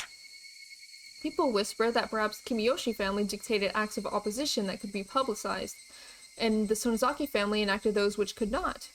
Even in Hinamizawa, they whisper that the multitudes of unsettling incidents reported during the dam protests, such as the kidnapping of the famous head of Ministry of Construction's son, had been carried out by the Sonozakis. Additionally, they say that perhaps the Sonozaki family's secret maneuvering was responsible for all the serial freak deaths incidents that have been continuously occurred in recent years as well. The serial freak death incidents were without a doubt the second coming of the traditional Watanagashi. They must have been enacting the Watanagashi on the day of the original Watanagashi, which has fallen to the level of an ordinary village festival in order to remind the villagers of the holy laws of an Onigakachi village. It's safe to assert that exploring the Sonozaki family is the safest route for researching it today. If I can expose the contents of the Furude Shrine's storehouse, I'd like to narrow my research target to the Sonozaki family next. Sonozaki House is strictly guarded by security cameras on the premises, but thankfully, I've become acquainted with the sisters of Mion, the next heir, and Shion. I want this to be a breakthrough I can connect to my next line of research. Well, you won't really be able to do that now, because you're dead. Ha ha! Yeah, but, you know, someone's definitely gonna die tonight. Definitely. No, don't worry about it. You see, when you order the load in here, for some reason it ends up on the annual invoice for our gas contracts. So don't be shy and have another drink. The man, red-faced, waved his hand to say that he'd have enough and then disappeared into the brilliant neon lights in front of the station. Kuba-chan, you should be taking notes. The most modest people here are the ones who live the longest. Was that all true? Well, I don't know about that. Whether or not it's true, I think there's meaning in hearing something that sounds so plausible. Something like that be a motive to go for the mayor? Ah, I see. This is Oishi and them. Kuba-chan, here's what I always say. The motive only has to be enough for the person in question. You need to think about how different people value different things. Hey, bartender, give me another mug. Though we have been suppressing the information, Tomitaki and Takano-san's deaths were already known throughout Hinamizawa. All the rumors pointed to them having incurred the wrath of Yashiro-sama for setting foot in the Forbidden Temple, storehouse for ritual implements. According to the rumors, there were two other people who went in there with them. Shion Sonozaki and Keiichi Maibara. People were whispering in the shadows that those two would be cursed by Yashiro-sama as well. Apparently, however, the responsibility didn't fall solely on the four trespassers' shoulders. Shoulders. Until last year, it was locked up tight, but this year it had been changed to a simpler lock. Hadn't that been what allowed thieves to enter so easily? Those were the rumors going around. So they did it on purpose? They made it easy to go in so they could lure someone in to be cursed? Have you ever seen it, Kuma-chan? I remember it well. I had to go there for something quite a while back. Sorry, I don't really remember. It was locked up so tight it was scary. There were these real heavy bars holding it shut. It was sealed up as good as a bank vault. This year is a very simple and cheap padlock. The lone girl protecting the shrine, Rika Furude, disliked the heavy locks and consulted with the mayor, who had it replaced with a simpler padlock. So then the mayor and Rika Furude share the crime? So then, after the mayor, wouldn't Rika Furude be in danger next? Oh, okay, that makes a lot more sense than the whole, oh, I told them and then they're dead thing. This makes a lot more sense. They're the ones who switched the lock, which allowed the trespassers to go in. So they'd be next. Okay, that makes a lot more sense. Rika's definitely next then. There's a decent possibility, Kuma-chan. I want you to contact all the cars we have in Hinamizawa. Tell them to stick near the Furude Shrine. Got it. Kubi-chan's so chill. He's just a freaking detective boy that Oishi-san keeps around. We're gonna do one more. Hanging up on Shion, I searched for Rika-chan's phone number in my school's contact list. There it is. Fingers trembled with urgency, and I failed multiple times to put in the simple 5-digit number.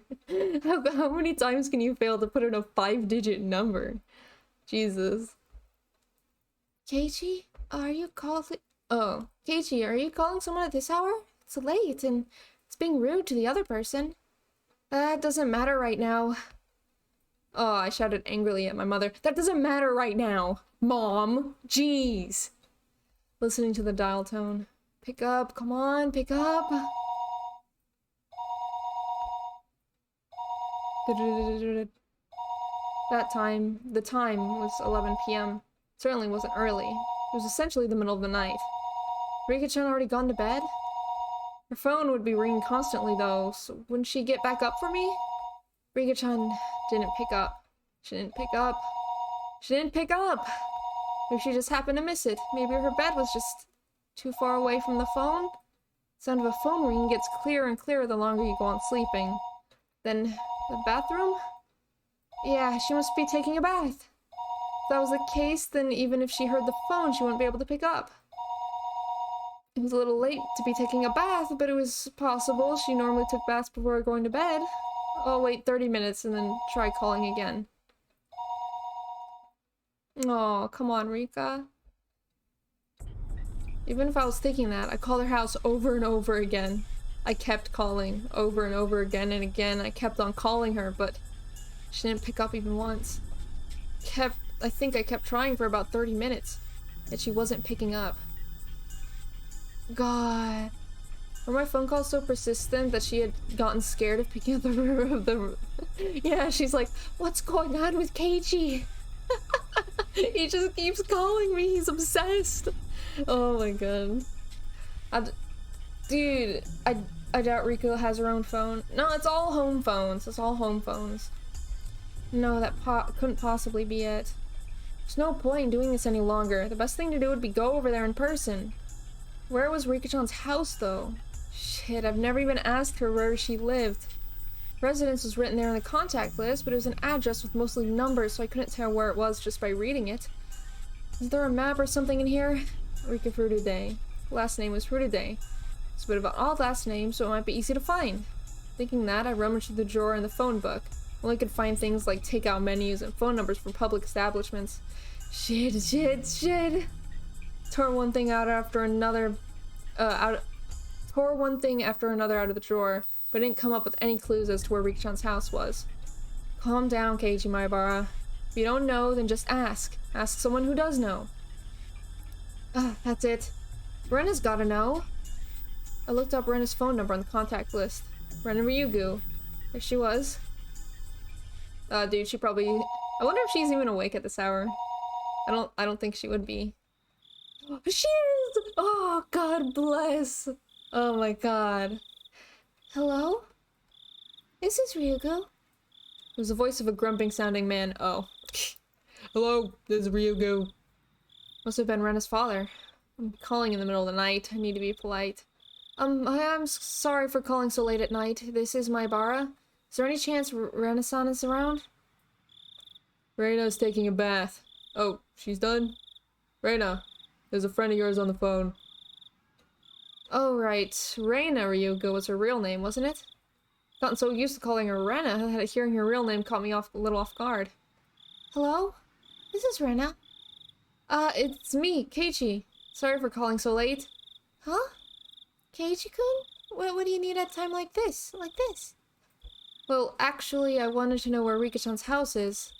Rena seemed a little appalled I called her at something like this.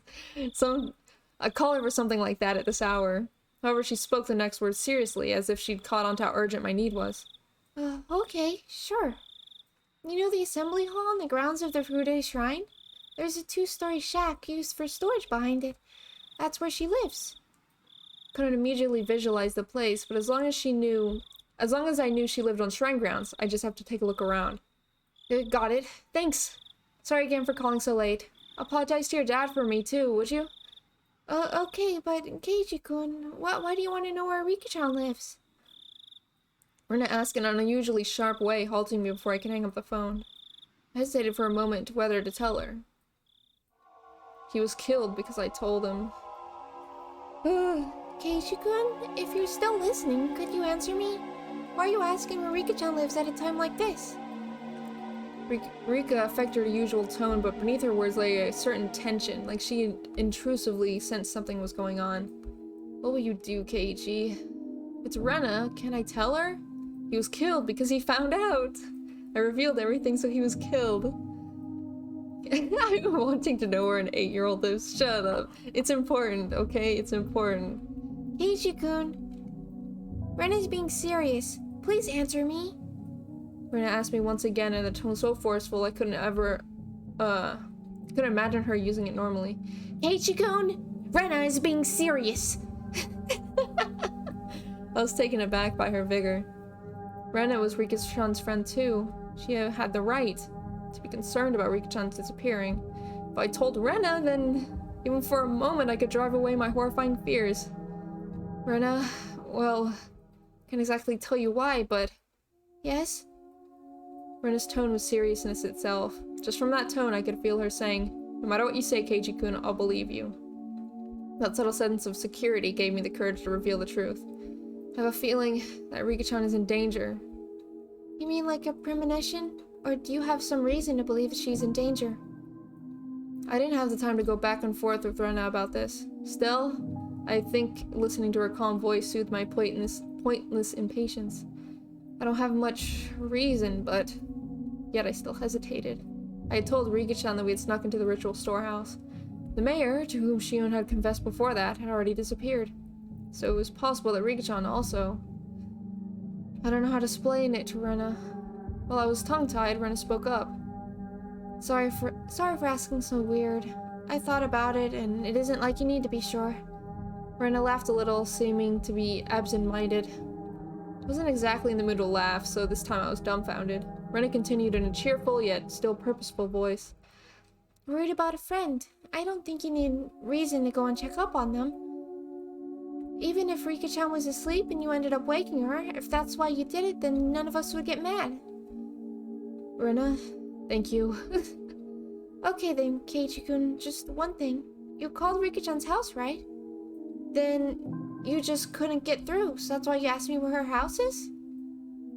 Yeah, that's right. I must have called her over for over 10 minutes. She would just be sleeping and not have noticed. Rika-chan's house is really small. She would have definitely heard the phone ringing, even if she was asleep. Satoko-chan is there too, so there's no way neither of them would notice. Huh? Satoko? You mean she's living with Rika-chan? Yeah, Satoko's freaking family sucks. Yeah, you didn't know? Well, we can talk about that later. Anyway, if you called that much and no one answered, then something's definitely wrong. Ren understood that the situation wasn't normal far faster than I could have ever imagined her to. Made her seem dependable. However, the fact that Rena had acknowledged this also meant the best case possibility of all this was just being the results by no only needless fears went out the window. Just get one. Oh my god. I'll go to Rika-chan's house right now. Will you come with me? I can show you the way. Oh, okay. Sounds good. Let me meet up at the same place as usual. I'll be waiting for you. No, wait. I'll come get you at your house. You just wait there, and tell your family you're coming with me to Rika-chan's house, okay? Will that be okay? I might lose time if you come here. Did you call Mi-chan too? She's really dependable at times like these. If you haven't, then I'll give her a call. No, no, no, no, no, no, no. No, no, no, no. Do not call. Do not call. Do not call Mion. Do not get Mion involved. Ever. Oh my god. My thoughts froze for a moment. Shiona just told me to be careful around Mion during our phone conversation a little while ago. Sonozaki main house was somehow lurking behind the surface of the annual freak deaths, and the current heir to the family, Mion, wouldn't be uninvolved. So wouldn't that mean she wasn't uninvolved in what happened this year to Takano-san and Tomitake-san's, and also the mayor's disappearance? More like me off now, haha. Shut up. Okay, bye. I'll be right over. Wait for me. Oh. Okay, bye. I'll be over. Wait, yeah, okay. That's all Rena said before hurriedly hanging up. That wasn't the time to be doubting Mion. I needed to make sure that Rika-chan was safe. I got changed and grabbed the key to my bike. I figured things would go more smoothly if we met up in the place we usually do before school. Rena wouldn't need to come all the way to my house. My parents would probably be objective if I told them I was leaving, so I creeped out without a word. The night was unusually warm and disagreeably humid. Dude, I freaking know nights like those, and they suck! She said that Rika-chan and Satoko live together, right? Huh? Then it wasn't only Rika-chan. Satoko wasn't there either. Ah! Oh god, stop. Stop. The freaking... the music, and it gave me shivers. Oh, god. Stop. Woo! It's fine. Love how the entire phone call here wasn't shown in the anime. I feel like it was pretty important. But... Realizing what them living together really meant caused my thoughts to immediately take a turn for the worse. That can't be. Satoko is... she's got nothing to do with any of this. And if there was a reason for Rika-chan to disappear, there shouldn't be one for Satoko. Yeah, where are they? If they're not there, then... Keiichi-kun. Rena was really fast. She approached me on her bike at an amazing speed. Her breath was ragged, panting, painting a clear picture of how hurriedly she's been going. Hey, Rena, let's get going. Keiichi-kun, I thought I told you to wait at your house. Rena's expression was all business. Was she mad? Came out of the blue, and I faltered for a moment. Well, I figured it'd be faster to meet up here. Keiichi-kun, don't you get it? Rena shouted, clearly angry. What? I'd never seen Rena like this before. Right! Oh my god, they told Keiichi to not be alone, and he was alone when he walked this way. So, oh my god, do I get it? What's the problem? Rena seemed to notice she was scaring me, took a couple deep breaths, then continued as if admonishing me, but her expression didn't soften at all. Keiichi-kun, the whole village is in uproar right now because the elder disappeared, right? Yeah. Now you're telling me that Rika-chan and Satoko weren't where they were supposed to be, right? Yeah. That about sums it up. Then you need to be more careful. Do you have any idea how dangerous it is to be standing out here alone in the middle of the night? I began to understand where Rena's anger was coming from. Yeah. You told your family you'd be going to Rika-chan's house with me, didn't you? So that in the worst case scenario... And he didn't. He didn't? Oh my god. If you and I were to disappear, people would know when and where we did. Rena was perfectly level-headed in this emergency situation. Ever since the night of Watanagashi. Every night, someone had died or disappeared. On the night itself, Takano-san and Tomitake-san met strange ends. The next night, the elder vanished. Now, on the night after that, Rika-chan and Satoko were nowhere to be found. I hadn't been thinking of anyone but myself, but that wasn't enough to say that Hinamizawa was a little weird at the moment. It was, in fact, extremely strange. Ren had even anticipated our own disappearances, and had told me to tell my family where I was going. I was embarrassed by my own carelessness, and need to be embarrassed made me afraid of the night. Sorry, I didn't tell them yet. Okay. Okay. Let's go tell them together. Throwing it beside me, I wheeled back towards my house. Alright, alright. Ooh, the moon. The moon seemed strangely high in the sky. A sky that was usually vast and cold. So that no matter what, it wouldn't seem to me like a dream. This cruel fact already confronted me. Such a crazy night, Ren had been unimaginably dependable. Hinamizawa's metamorphosis, enough to make Rena caution me against carelessness, was, to me, the most fearsome thing of all. The moon seemed strangely high in the sky. Aww. I love little pauses like that, you know? They step back from what the situation and just take in your surroundings and how they correlate with what's going on. Ah, I love that. We met up with Mion on the way, and she, of course, was unsure whether to believe me about Rika-chan or Satoko's appearance. Wait. Why is Mion here? We met up with Mion on the way. Okay. Why? Freaking Rika! Oh my god. No, freaking Rena. Whatever. Hey, John, are you serious? I'm gonna get really mad if this is a joke. Mion was clearly displeased. If this were a joke, it wasn't very funny. I understood how indiscreet my words were. Ever since the day before yesterday, someone had either died or vanished every night. Rika-chan and Satoko disappearing after all this, something you just couldn't say, even in jest. Mii-chan, if it really is a joke, don't get mad. Smile. It would be a joke after all. We need to make sure whether it's a joke or not. You're right. Sorry for getting upset. However indiscreet my joke might have been, a joke it might have been, if we learned that our friends were safe, it would end up as nothing more than a funny story. Rena said she would call her. Yeah, you're right. I just got distracted with Keiichi freaking out. I thought Keiichi would tell her to say, hey, don't do that. But I guess he didn't. Having been warned about that by Rena, Mion gave a dry smile and the tension she felt loosened a bit. She mounted her bicycle as well. The 3 bicycles' lights flashed down the pitch-black roads. They were some of the only illumination outside. Kei-chan, why'd you suddenly decide to call and ask about Rika-chan's house at a time like this? Mion asked me the same thing that I had trouble explaining to Rika. Would it be weird to call it premonition? Wouldn't quite tell because it was very dark. Because it was dark, but I thought I could see Mion smiling very ambiguously. Definitely understood that she wasn't convinced, though despite the darkness. Well, I had this bad dream while I was snoozing and I couldn't get out of my head. So, did Rika-chan get kidnapped in the dream? Well, it was more of a vague feeling sort of thing. Rika-chan had answered the phone, I would have called you and run after that. Lies smoothly babbled out of my mouth, makeshift though as they were. Oh my god. I was lying because I thought telling them I was connected to Shion would be like silently admitting we'd stolen into the ritual storehouse together that night. Mion wouldn't press me any further.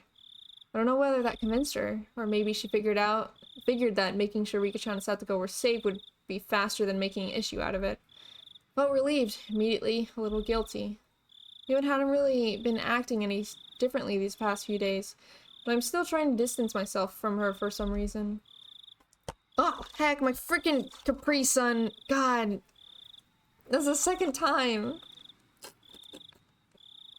I might as well take a couple sips.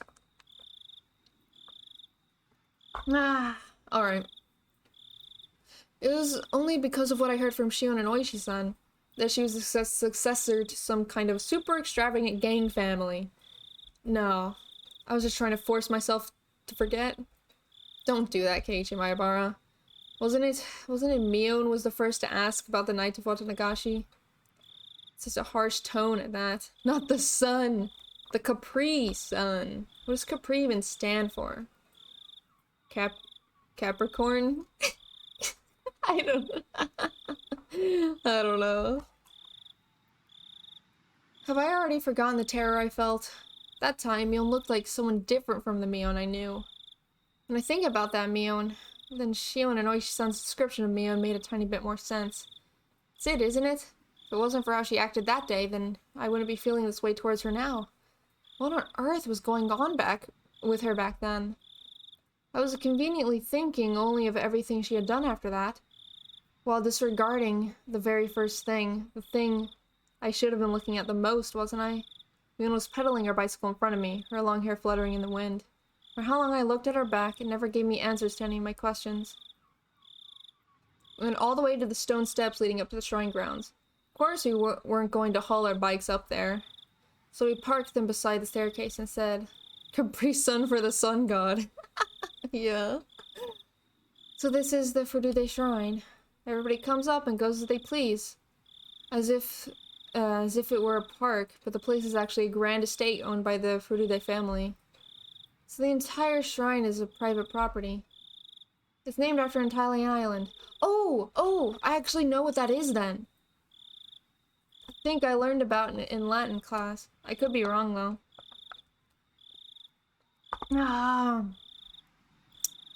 Praise the Capri Sun. Also, it's a German drink? What? Bruh? I don't know. Are you sure? I'll have to ask. I have a couple German friends. I'll have to ask about that. Really, the entire shrine is a private property. Really makes you feel the passage of time. 10 or 20 years ago would have looked the exact same. Wouldn't that mean that the Furude family is really old? With a history going back for generations? Yeah, they're gone. That's odd. Rena said something clearly disquieting, so I ran over to her. What's wrong, Rena? Rika-chan and Satoko-chan always leave their bicycles here. Oh. See? They're gone. Took a look around. Indeed, there were no other bicycles aside from the ones we'd taken to get here. Could they have parked them somewhere else? Could they have brought them up the stairs? Those girls couldn't do that, Keiichi-kun. Just as she said that, I couldn't imagine Rika-chan and Satoko lugging their bikes all the way up there. We hadn't yet knocked on Rika-chan's door, but reality was all sparking some ideas that weren't what you'd call good. Maybe they were just parked under some trees and we hadn't noticed them. I refused to believe them not being here. Not being able to find their bikes here is proof that they disappeared. Let's go. The only way to be sure is check their house. We all nodded and dashed up the stone steps. Passed through the red arc and came out onto the shrine grounds, which was covered in neat gravel. So quiet here, as though the Watanagashi festival had never happened. So, where's the house that they live in? Over here. Come with me. Rena took the lead and sprinted off. We went over towards the assembly hall behind the shrine, then looped around behind it. In the darkness of the night, we found a small, prefab, two-story shack that looked like a warehouse. Dude, that is a horrible place to live. Bruh? Someone needs to renovate that place. God. The lights are off. Are they sleeping? Let's knock. Rena and Mion near the shack, which didn't really look like a place where people would live. Yeah. They had such a beautiful shrine, so I figured they lived in an equally beautiful house. It was far from what I expected. I want to live in the shack in the woods. Dude, I wouldn't recommend it. You'd literally be surrounded by, like, in a Higurashi type atmosphere, you know? Where people are freaking killing each other and junk. I couldn't do it. I couldn't do that. Rika-chan! Satoko-chan! Are you there? Rena shouted upward toward the second floor. Her voice was strained at first, but steadily grew louder. No answer. In fact, there wasn't any sort of activity in the house at all. They might be sleeping. Let's wake them up. Mion banged on the shutter with both hands. The loud sounds echoed in the buildings. They would have to have noticed this much noise. They would turn on the light in the room, fling up the windows, they'd yell, "What time do you think it is?" That, however, wasn't happening. There was absolutely no response. Mion stopped slamming her fist on the shutter and sudden silence fell over us. Silence aroused terrible thoughts in us. I could feel the blood draining from my face. It's locked. I wonder if we can get into somehow. Rena showed no signs of stopping. It didn't look like she would admit they weren't there until she went inside and saw for ourselves. The refusal to give in gave me strength. Are they gonna be dead in there or something? God. Second story windows wouldn't be locked. I'll give them a try. The sound guy going off. The sound guy? Like the music? Kei-chan, a ladder. Mion brought over a ladder that was standing against the house. Footing was a little unstable for me to be climbing it, but Mion held the ladder firmly in place for me. Good thing we didn't say that we were sus of her. I didn't climb too many ladders. My inexperience with them was exposed. I climbed up one step at a time and tried to open each window on the second floor. Mi-chan, I'm going to check the main house just to be sure, okay? I'll be right back. Rena darted away. What? Main house? It's the Furude family's actual house. After her parents passed away, I think it's been left like that. Right. Riki-chan's parents, they passed away, huh? At that point I recalled something else. Wasn't Satoko living here too? Satoko's also an orphan. Her parents fell from a cliff because of Yashiro-sama's curse. And her older brother, Satoshi-kun, he disappeared. Satoshi. I've heard that name before. I remembered. He was the one who disappeared last year because of the curse. Ever since then, Satoko and Rika-chan have been living in this shack. Neither of them has any family, but at least they're together. They help each other out. Rena said main house, didn't she? Wouldn't it be easier to live there? Curtains were drawn, so I couldn't get a good look inside to see, but two young girls living together seemed like a pretty rough, tough life. I think she tried that at first. She said it was hard, though, because it reminded her of her parents. I had no idea. It'd be really bad for them. They're normally so cheerful at school that I never even realized an atom of this. Rika-chan and Satoko-chan, they have it really hard, huh? Yeah. She's cursed. Huh? Suddenly Mion said something in such a low voice that it sounded like she was really cursing someone, and I didn't let it slide. I turned around on the ladder to face her and she asked again. Mion, what did you just say? I said, she's cursed. Mion, still holding onto the ladder, brought her head to look me in the eyes. As soon as our eyes met, an absolute zero jolt of electricity surged through my body. Mion's eyes clouded over, and within them boiled and bubbled a stew of chaos. They whirled around and around like a raging sea, and bubbles floated to the surface. I had at some point been trapped on this ladder, and being cornered on a dead-end street. Mion, you... Why are you making that face? I needed to follow up with, "You're going too far with this joke," and then give her a forced smile. However, on such an uneven footing as I was, the only thing I could come out of my mouth was a hoarse groan as I desperately struggled to not let nausea overwhelm me. She cursed. You know it's not that curse. Satoko Hojo? She's been cursed by Yashiro-sama.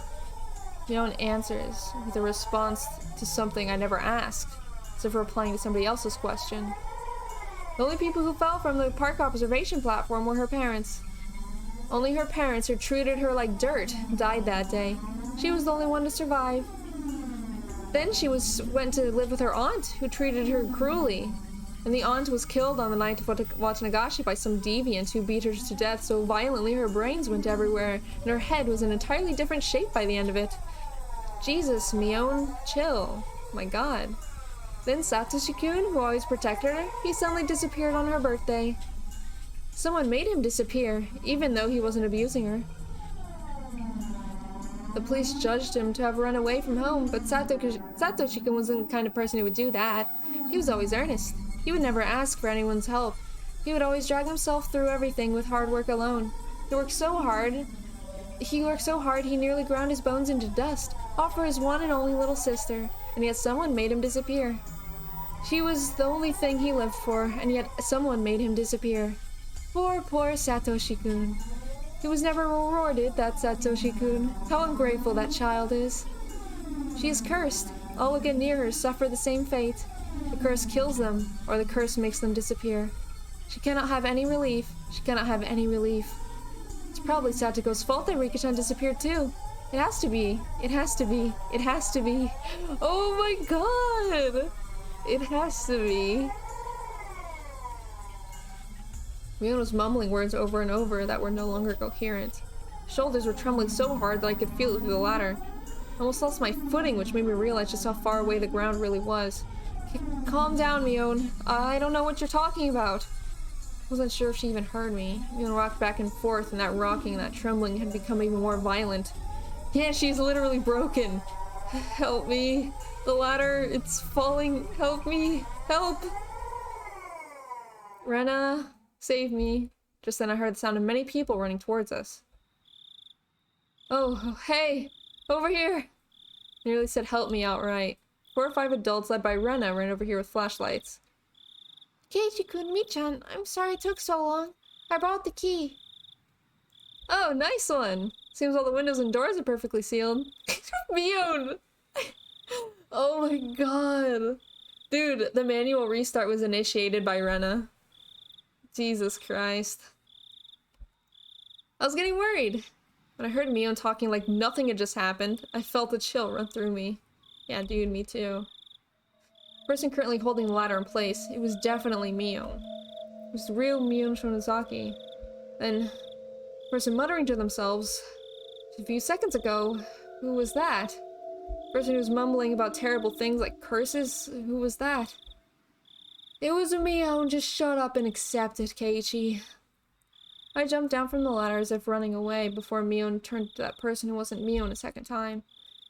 The adults tried a few different keys on the key ring as they tried to open the big shutter of the first door. Rika-chan's house is used to being a disaster shelter for the town council, so the key to the shutter is still kept in the mayor's house. Wonder why she's so obsessed with Satoko and Satoshi.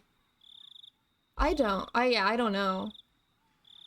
You're freaking pointing things out, Dirk. Oh, I wonder. I don't know. What's your hunch, East? You have a theory? Because I have no clue.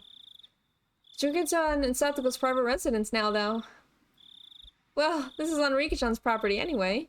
Nobody complains about it. Mion gave me a smile as she said that. I, however, could only return her gaze with an aghast expression. Mion was acting all too normal now, but that only contrasted with all the more sharply with her earlier un-Mion-like creepiness. Mion is obsessed with Satoko and kills anyone who hurts her. Yeah, but Satoshi didn't hurt her. Satoshi didn't hurt her. Bang, bam, clatter, clatter, clatter, bang.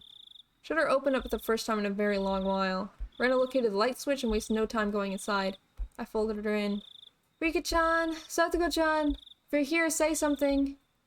climbed a narrow staircase. It looked like nothing more than a warehouse, but now that I was inside, I could feel how lived in it was. It was a person's home.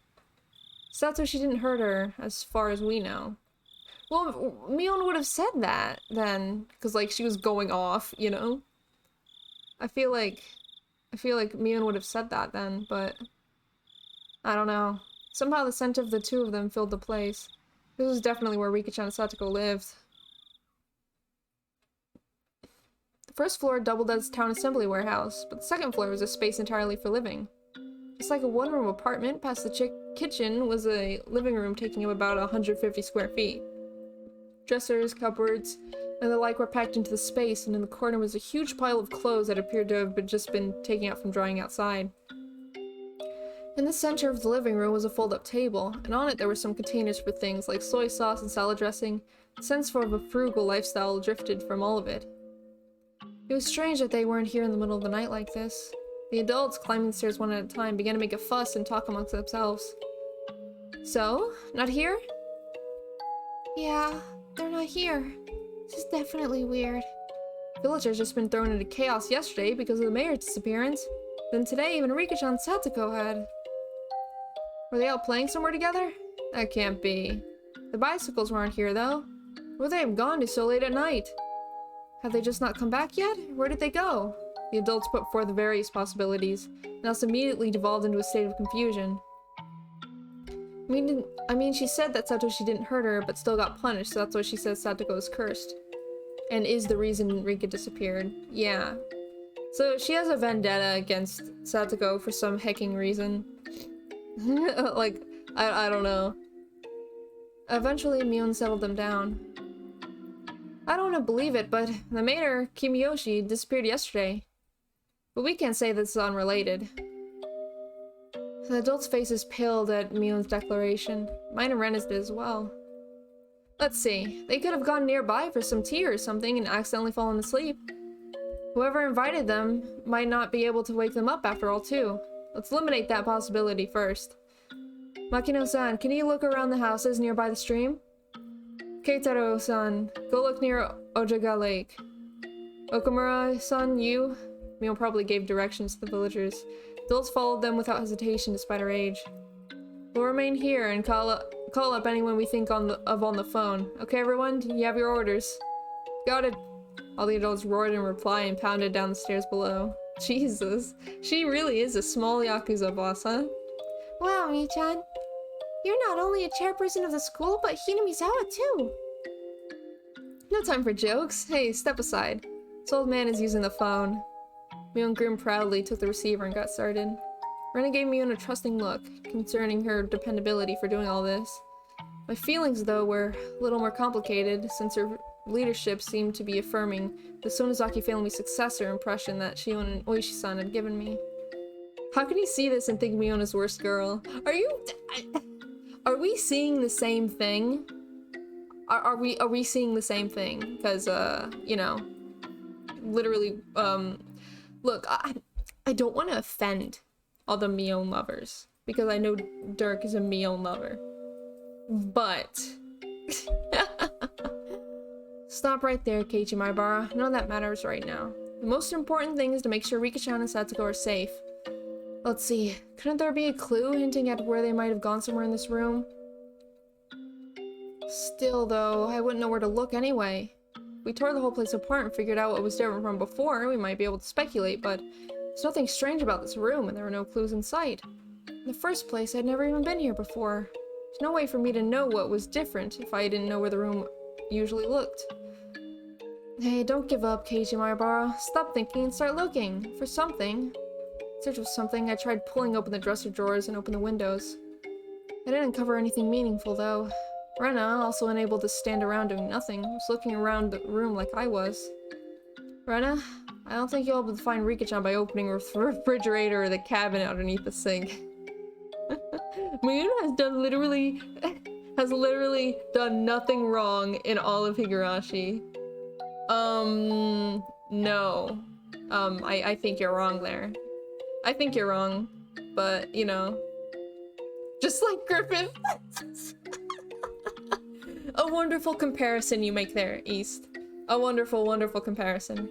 Just like Griffith, Mion has done nothing wrong. Oh my god. I just thought they might be hiding. As we were searching, it got noisy outside. Villagers were quickly assembling here, having heard the commotion. Of course, a lot of them were probably people Mion had called. I'll go tell everyone what's going on. The police will be here sooner or later, too. We'll need to explain the situation to Oishi. Mion began descending the stairs and we followed her out at the front of the house. There were already around 10 adults there, and all of them looked uneasy. Suddenly noticed that old people from the shrine were here as well, as they were praying for Rika-chan's safety, rubbing their prayer beads. It had gotten bad. This wasn't just a problem between friends anymore. Mion-san, is it true that Rika-chan and Satoko-chan aren't anywhere to be found? Villagers all formed a ring around Mion, swarming her. Mion raised her right hand as if silencing them to calm down. First, let's check every house according to the town council's notification division and see if they're visiting anyone. After all, they could be fast asleep at someone's house, totally unaware that we're looking for them. It would definitely be hard for someone to wake up Rika-chan if she had eaten a good full meal and fallen asleep like a kitten afterwards. Oh, how nice it would be if that were the case. I don't want to think about this, but it's also possible something bad has happened. Mion's face grew remarkably more grim and a wave of silence washed over the adults. We should divide up the work too. We're going around the places that we went last night looking for the mayor. We'll go look around the damn construction site as best as we can. You guys go search around the school. Right. Let's get a move on. Come on, let's go. All of you were up all night looking for the mayor. I know you're all low on sleep, but please do your best. Got it. That is their signal. The old scattered in every direction. Figured I should scatter somewhere as well, so I started walking unsteadily in a direction no one else had gone in. I was getting farther and farther from people. I didn't feel scared or anything, though. Someone were made to disappear. Shion and I should be first. It would have been perfectly normal for me to be scared of the dark. However, I didn't feel that way. Why was that? It was because tonight, someone had already disappeared. Exactly! And because somebody has already disappeared tonight, Keiji doesn't have to worry at all. Nothing bad will happen to him. Right? Hopefully. It's understandable that he would feel some, relief. So nobody else would disappear tonight. It would take some time before I, exhausted as I was, would feel guilt at the cause of my own selfish sense of relief. The freaking the freaking Twitch smiley face is the most creepy thing in the universe. Almost comparing to the freaking iPhone smiley face, which is also pretty bad. Suddenly my vision cleared, and a cold wind caressed my body. This was the hill which you could see the whole village. Looking down from this hill, I could see lights on here and there. I knew that the entire village had awoken from its slumber. What do you mean? First, Takano-san and Tomitake-san, and then the mayor. Not even Rika-chan and Satoko had been sacrificed, and a word of it was spreading everywhere. The strength in my knees left me. This could no longer be a joke. We could have found them. Mion would have told me I was a worrywart. Rena would have just be glad we did, and then they would have smiled at me. My hopes disappeared as if I were waking from a dream. That was the view I could see. That was what the view I could see was telling me. Following my knees, my arms both bent forward onto the ground and clawed at it with my nails. I couldn't figure out if I was feeling sorrow or frustration. Is this my fault? I couldn't endure this burden of my own sin. I had just told Rika-chan about it. It had nothing to do with it, but Rika-chan and even Satoko had been sacrificed. It was like a cross that Shion and I would each have to bear the weight of until we ourselves were erased. Well, if I'm going that far, then the problems started long before that. My original sin of breaking the taboo and entering the ritual storehouse without asking. I knew I shouldn't have gone in there from the start. Yet I lost that cheap curiosity. And I felt so angry at myself until this very moment. There was a crunching sound. I wasn't even interested in who made that noise, despondent as I was. Keiji-kun? Keiji-kun, are you okay? It was Rena. Perhaps my clawing at the ground made it look like as I was having stomach pains. She ran over and grabbed my back as she was trying to make me feel better. This is all my fault. It's because of me. It's all my fault. Keiichi-kun's fault. You didn't do anything wrong. Please don't blame yourself for this. The freaking keyboard when she said you didn't do anything wrong. I could tell Rena was doing her best to choose the right words for consideration. Shut up! See? Phantom, not you too. Come on. That's why I could sense her intent behind those words.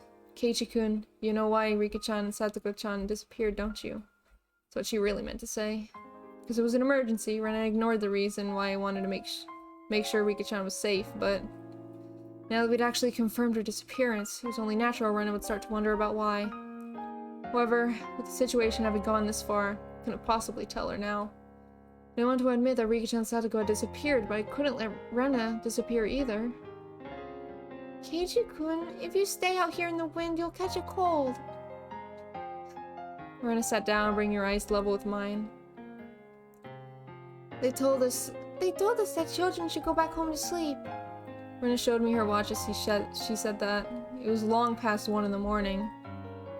Time was passing too quickly. Had I been crawling around here for that long? If we don't sleep soon, we'll have trouble getting up for school tomorrow. Even the adults are really worn out since they were searching for the mayor last night too. They were saying they'd break up a little earlier tonight. I was a little upset that they weren't allotting as much time to this as they had searched for the mayor last night, but that was something I, the cause of everything, had no right to criticize them for. It's alright. The police arrived a little while ago. Look, there's police cars coming into the village right now. Hearing that remark, I looked down at the village to see that there were indeed more cars than one would normally expect at this hour coming from the darkness on the other side of the mountain. However, none of their emergency lights were on. Of course, their signs weren't wailing either. That's right. All the incidents that occurred right after Watanagashi were seen as a product of Yashiro-sama's curse and would be handled in secrecy. Rika-chan and Satoko too. Their disappearances would end up exactly like the other serial incidents in the past. Yeah. Unresolved, declared a mystery. And disappear from memory. Rika-chan's face, her sweet face like a western doll's, would fade away. Satoko's smile, her energetic fanged smile, you gotta mention the fang, would fade away. The more I tried to remember them, the less I would be able to. I deserved to be called an idiot a dozen times over, and I wouldn't be enough. Couldn't hold back the tears of my own sheer stupidity. Are you guys having fun?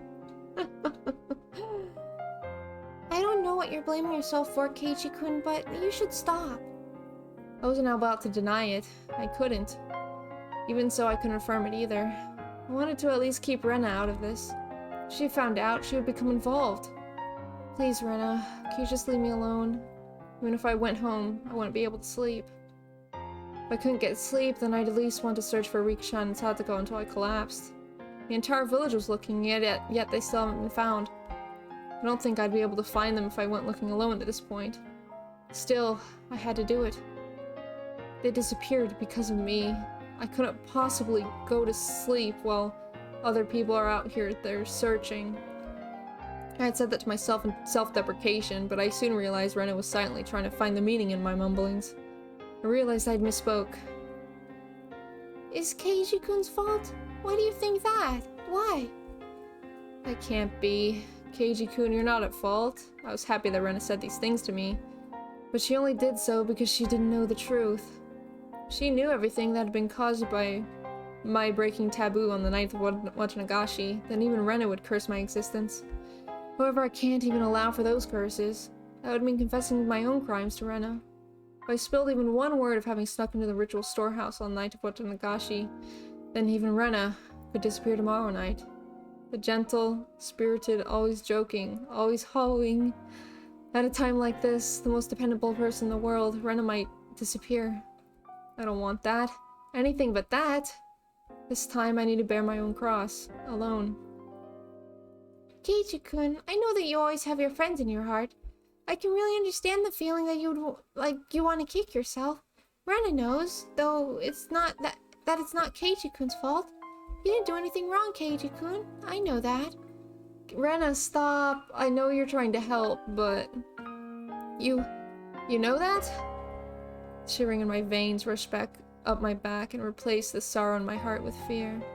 I didn't I didn't tell her anything, did I? Maybe I accidentally said something that caused Rena to figure it out? This is bad. Now Rena will disappear, Rena will disappear, Rena will disappear. Then Rena, the same way I always did, grabbed my head and began to pet it roughly. Keiichi-kun, are you thinking that Rena might disappear now too? Because of Yashiro-sama's curse? She put more force into the hand, rubbing my head. You don't need to worry about that. Rena isn't going anywhere, I promise. Why, how can you say that with such confidence? I mean, someone's been sacrificed every night so far. There's no proof that it wouldn't happen again tomorrow night. As of this scene, we're halfway through episode 7. How do you know these exact things? Jesus.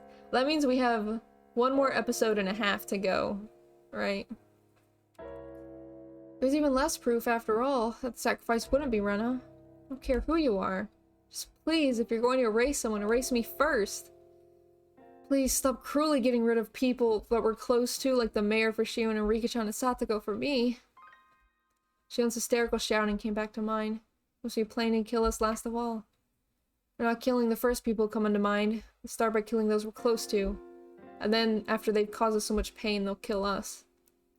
That must be what they're doing. Things really do pick up after this, by the way. Oh, great.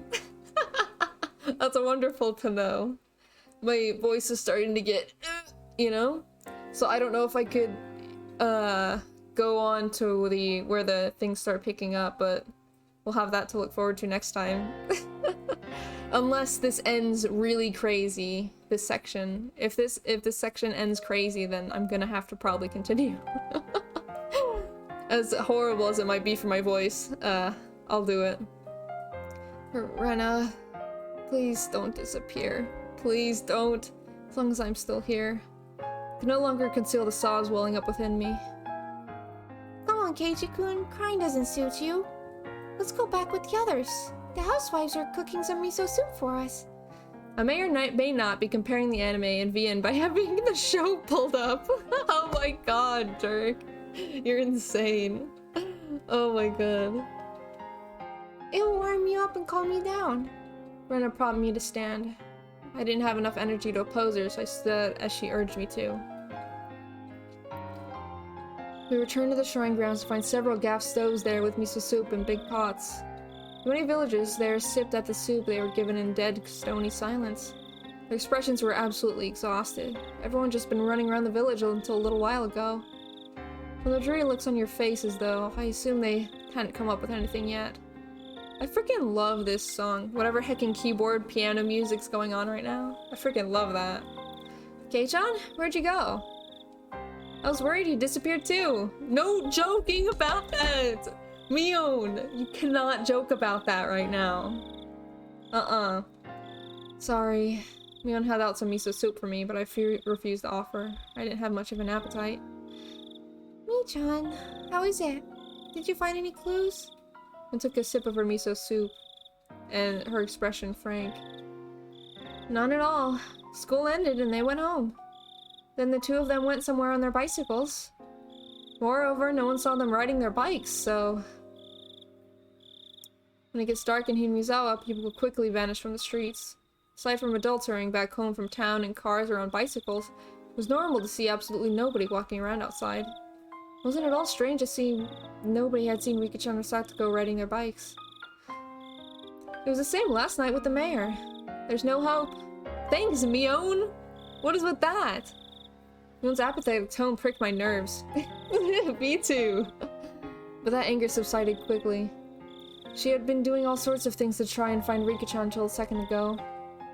If I asked her, she'd probably say that she was up all night.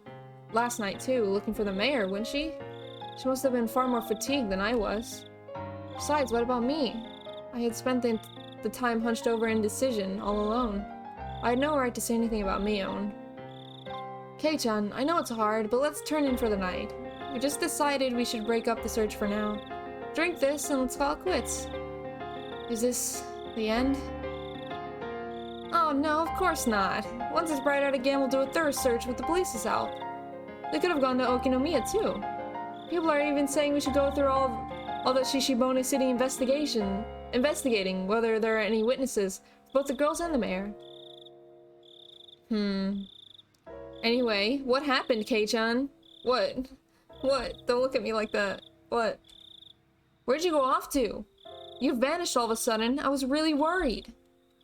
Suddenly I was on the receiving end, but I didn't have the willpower to respond. Sorry, I'll be more careful. Nothing happened?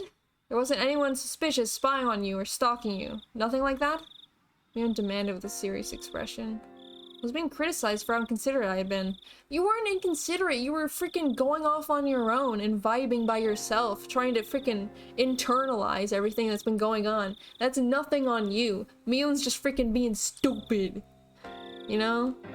Despite being in so much pain, I was frustrated that I had been criticized, but it was my sin. My sin, and I must bear it alone. Nothing. I'll be careful either way. Sorry. Mion, now aware nothing had happened, heaved with a big sigh with her shoulders, looking relieved. Oh my. I knew I'd smelled something good coming from over here. I'd be much obliged if I could allow me to have some. Oishi! The boy. We heard the repulsive voice of a fat man. Bruh. Keiji. God. Do you hold back at all? It was Oishi-san, trailed by a handful of police officers. He was acting energetically in a way unfitting given the situation. There's not much left, but you can have some if you want. Oh my god, my hecking... Dude, I swear to god, I need to freaking move my Capri Sun. This is getting out of hand. This is the third time.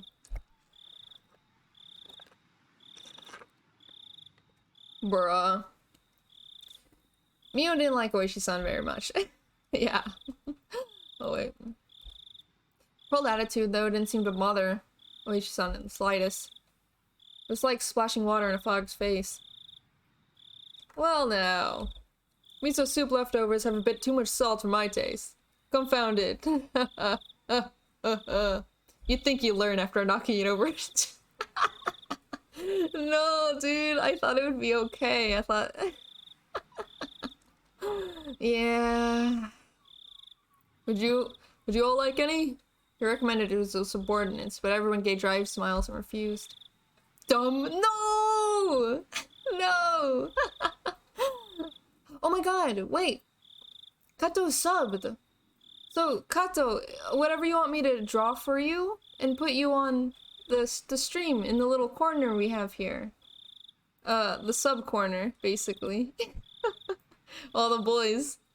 So, like, if you want me to draw something for you, let me know. So have the police gotten hold of any clues? Rena's smile was warm enough to replace the miso soup. Oh, don't you worry, little missy. Everything's fine. We're searching for them real good. He didn't say a word about having found any new clues. In other words, there had been no progress. I was sure it was an annoying way beating around the bush. In any case, really it's gotten late. All you youngsters should get on home and get some sleep. It'll be bad for your health otherwise. Yeah. Kei-chan, Rena, get some rest. These guys get our tax money. They'll handle it from here for us. Mion! Oh my god. We're taxpayers too, you know. It's like we're drinking our own piss. Bro. Wasn't really in the mood for laughter. Good thing we're disconnected and can laugh all we want. In fact, Oishi-san was the only one laughing like an idiot. I doubt the Yakuza pays taxes. You're so right. Mion freaking whining about taxes when she probably doesn't even pay anything. Okay, seriously, please do your best. Let's go home.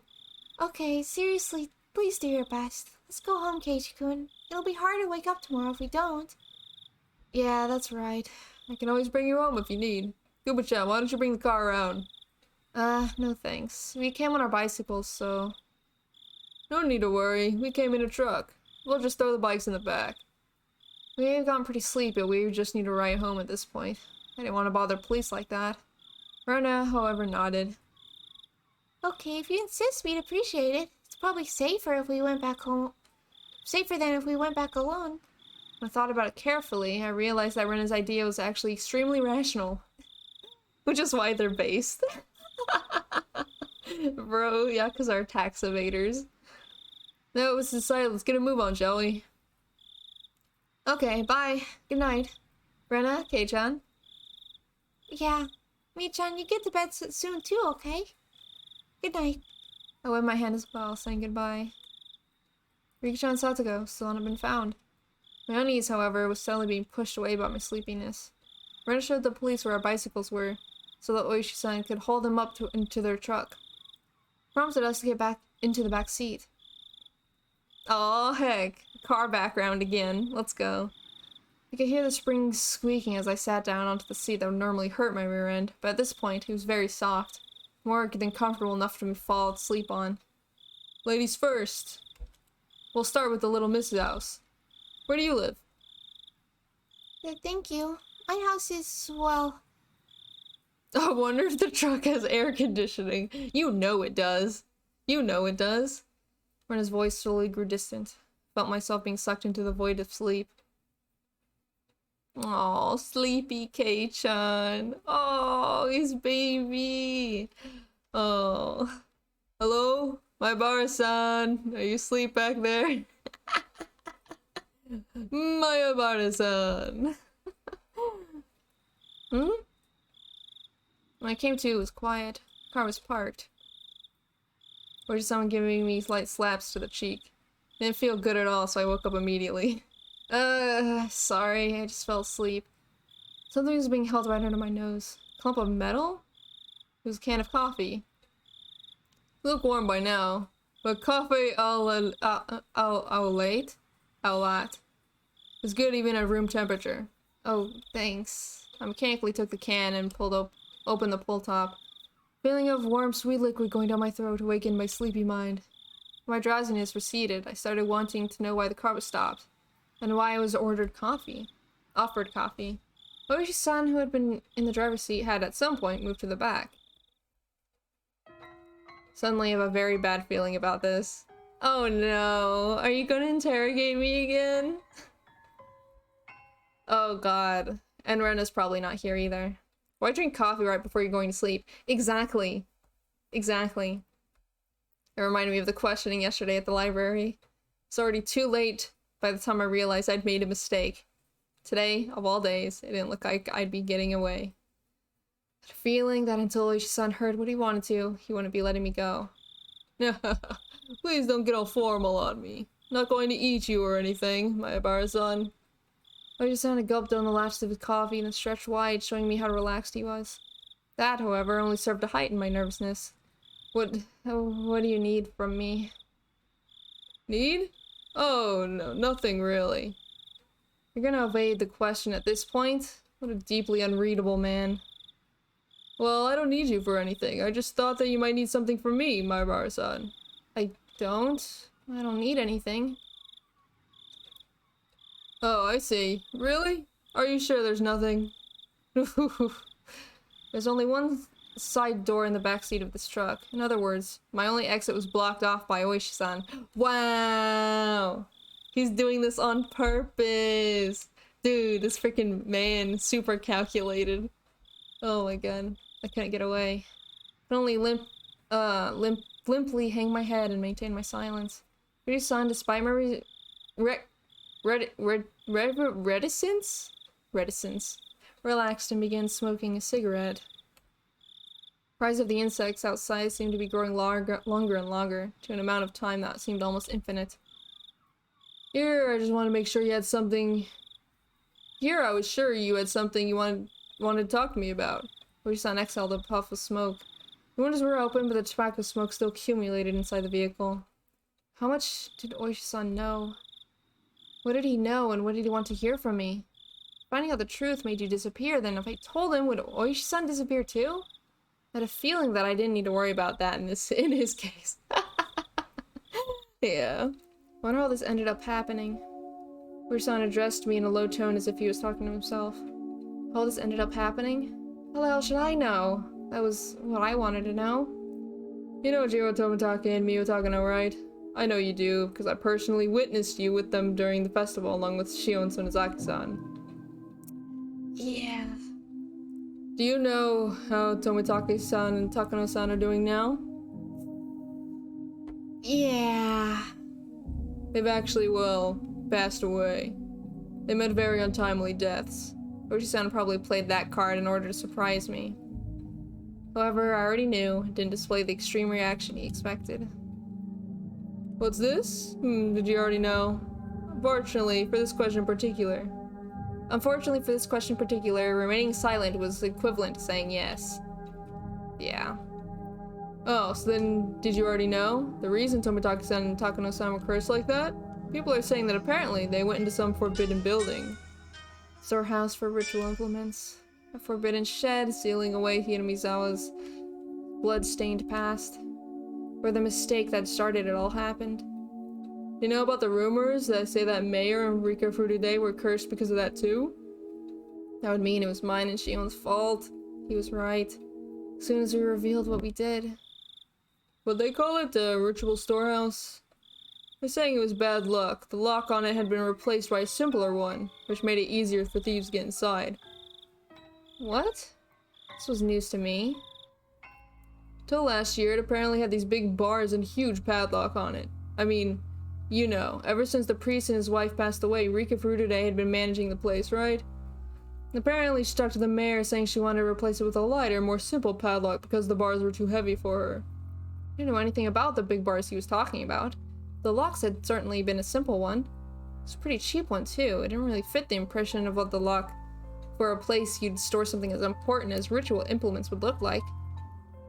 Rika-chan is a smart girl, after all. Small girl.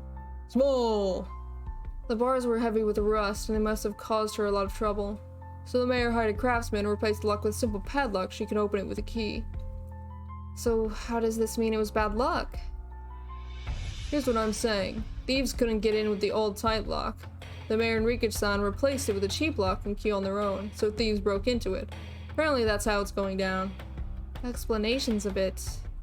Letting it slide, certain members of the village delivered punishment upon the thieves who broke into the ritual storehouse, as well as the mayor and Rika-chan who changed the lock.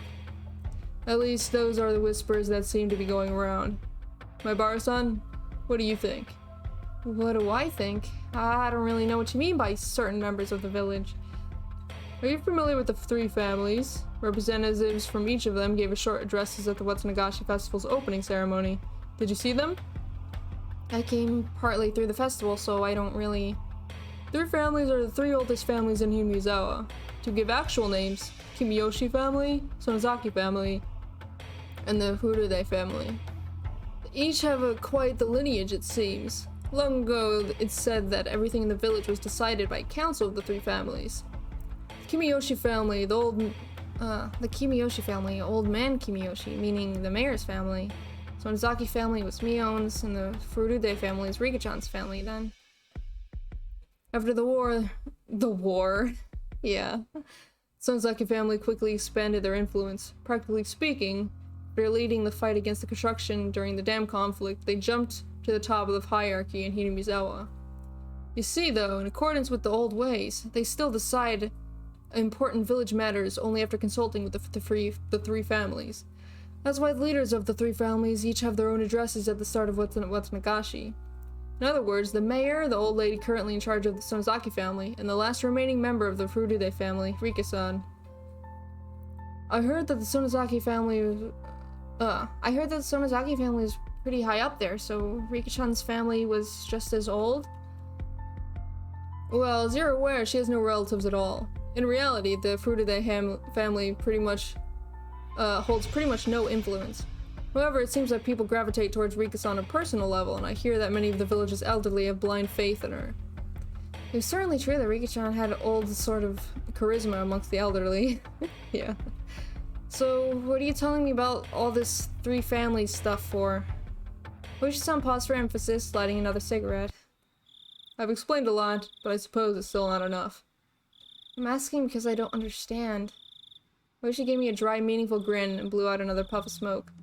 Members of the three families are disappearing one after the other. That's what I'm talking about. I've read that it's based on some kind of old traditions inherent in Hinamizawa, but I don't know much beyond that. I don't know anything about it either. That's why I'm asking. The leaders of Kimiyoshi and Furude families have disappeared, so maybe the leader of the Sonozaki family will disappear next. Well, it's just a random idea bouncing around in my head at the moment. Just kidding, really. The leader of the Sonozaki family? Who is it? Current leader is the old lady at their main house. But it wouldn't be incorrect to say that practically all the rights of leadership have been transferred to their granddaughter, Mion-san. The visions of Mion giving prompt directions to the adults while searching for Rika-chan sprung back in mind. Mion? She's gonna disappear? I hadn't even thought about that possibility. All my hair stood on end. Insane. Nobody wants that, right? Of course not. We can't allow that. Clamp. Arisen grabbed my shoulder with both hands. And help us, Maibara-san. Is there anything you've noticed about Mion Sonozaki lately? Please tell me. I was going along with him. By the time I realized it was too late. Arisen brought his face closer, almost enough to ram into me, waiting for my next words. It's pressure. Can't tear my eyes away from his. That moment I heard a beeping sound. It was from the driver's seat. He ignored it at first, but then started to bother him, so he finally let go of me and leaned in the driver's seat. This is your chance! Hello? Yep, loud and clear. I was saved. Of course, not like I could escape through this opening. I see. Yes, alright. Let's head back then. Yes. Okay. Apparently he was being recalled. Now that I knew I'd be freed, the tension in my body dissipated at once. Looks like I need to get going. You were just getting the good part too. That's too bad. Oji-san flung open the door, exited, and walked around to the front of the driver's seat. I left the door open. That mean I could leave? Really care about your friends, Maibara-san. An admirable trait for a kid to have in this day and age. Totally understand what it feels like you'd be betraying them if you told the police anything. Dude, Oji-san is so smart. Maibara-san. It's in the middle of the night, so get a good night's sleep and then think about it. Just a little bit of courage from you might end up being what saves many of your friends in the end. Do you want me to say that sacrifices wouldn't stop with Rika-chan and Satoko? You know this already, but every night since Watanagashi, something has happened. In the past, the crystal only occurred once per year, but this time it's going on for days. What a preposterous year this has been. I don't think you can call that preposterous. The night before last night, and now today. No proof that something won't happen tomorrow night as well. It's our job to prevent things before they happen. But for that, we need your cooperation, Maibara-san. I looked out the open door to see none other than my own house right in front of me. It creeped me out that he knew my name and address, but I was too sleepy right now. Rena probably told him, to be honest. I was too sleepy to care. Well, you're probably tired. It's already 3 in the morning. Please, get yourself a good rest. Yes, sir. I'll be going now. I was about to get out of the truck, as if to deliver a parting blow. Oshi-san said in a raised voice. I'll be coming by every day until you feel like talking, alright? Yeah, boy! Oishi! Get it. I don't believe forcing you to confess in an interrogation room is really in fashion these days. Couldn't say anything in response, but me slamming the door shut probably served the same purpose. After lightly beaming the horn, Oshi-san's truck drove off. I went to the front door without waving goodbye. The door was locked, but the chain wasn't up. I unlocked the door and entered. Keiichi, where have you been? Then walked over to the staircase. Yeah, they're probably asleep. That was where I lost consciousness. What?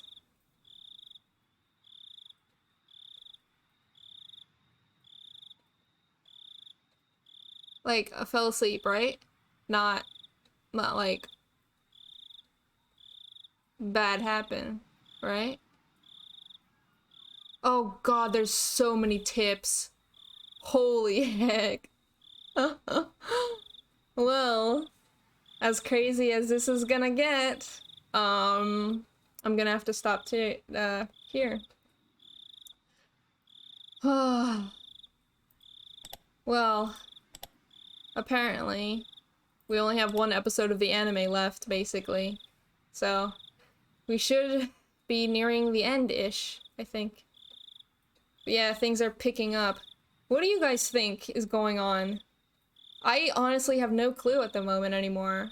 I thought, like, the 3 families were, like, Oyashiro-sama's, like, first defense. you know? So I don't know why Oyashiro-sama would try to kill them or make them disappear. So maybe it's just some outside people like that hate them for some reason. I have literally no clue. So yeah, it'll be interesting to see what happens. So yeah. I'll be seeing you guys. Wait, hold on. Let me get back to the beginning so you guys can hear the wonderful cicadas. No. Hold on. Hold on. Outside people? I don't know. Just freaking, I don't know. People we don't know, basically. Maybe it's the Sonozaki family trying to expand their influence. Yeah, maybe. Maybe. Yeah, exactly. Sonozaki family is so sus. So incredibly sus. Like, oh my god. So, yeah, this will be it then. I'll be seeing you guys. Bye-bye! Have a good day, have a good night, etc. Bye-bye.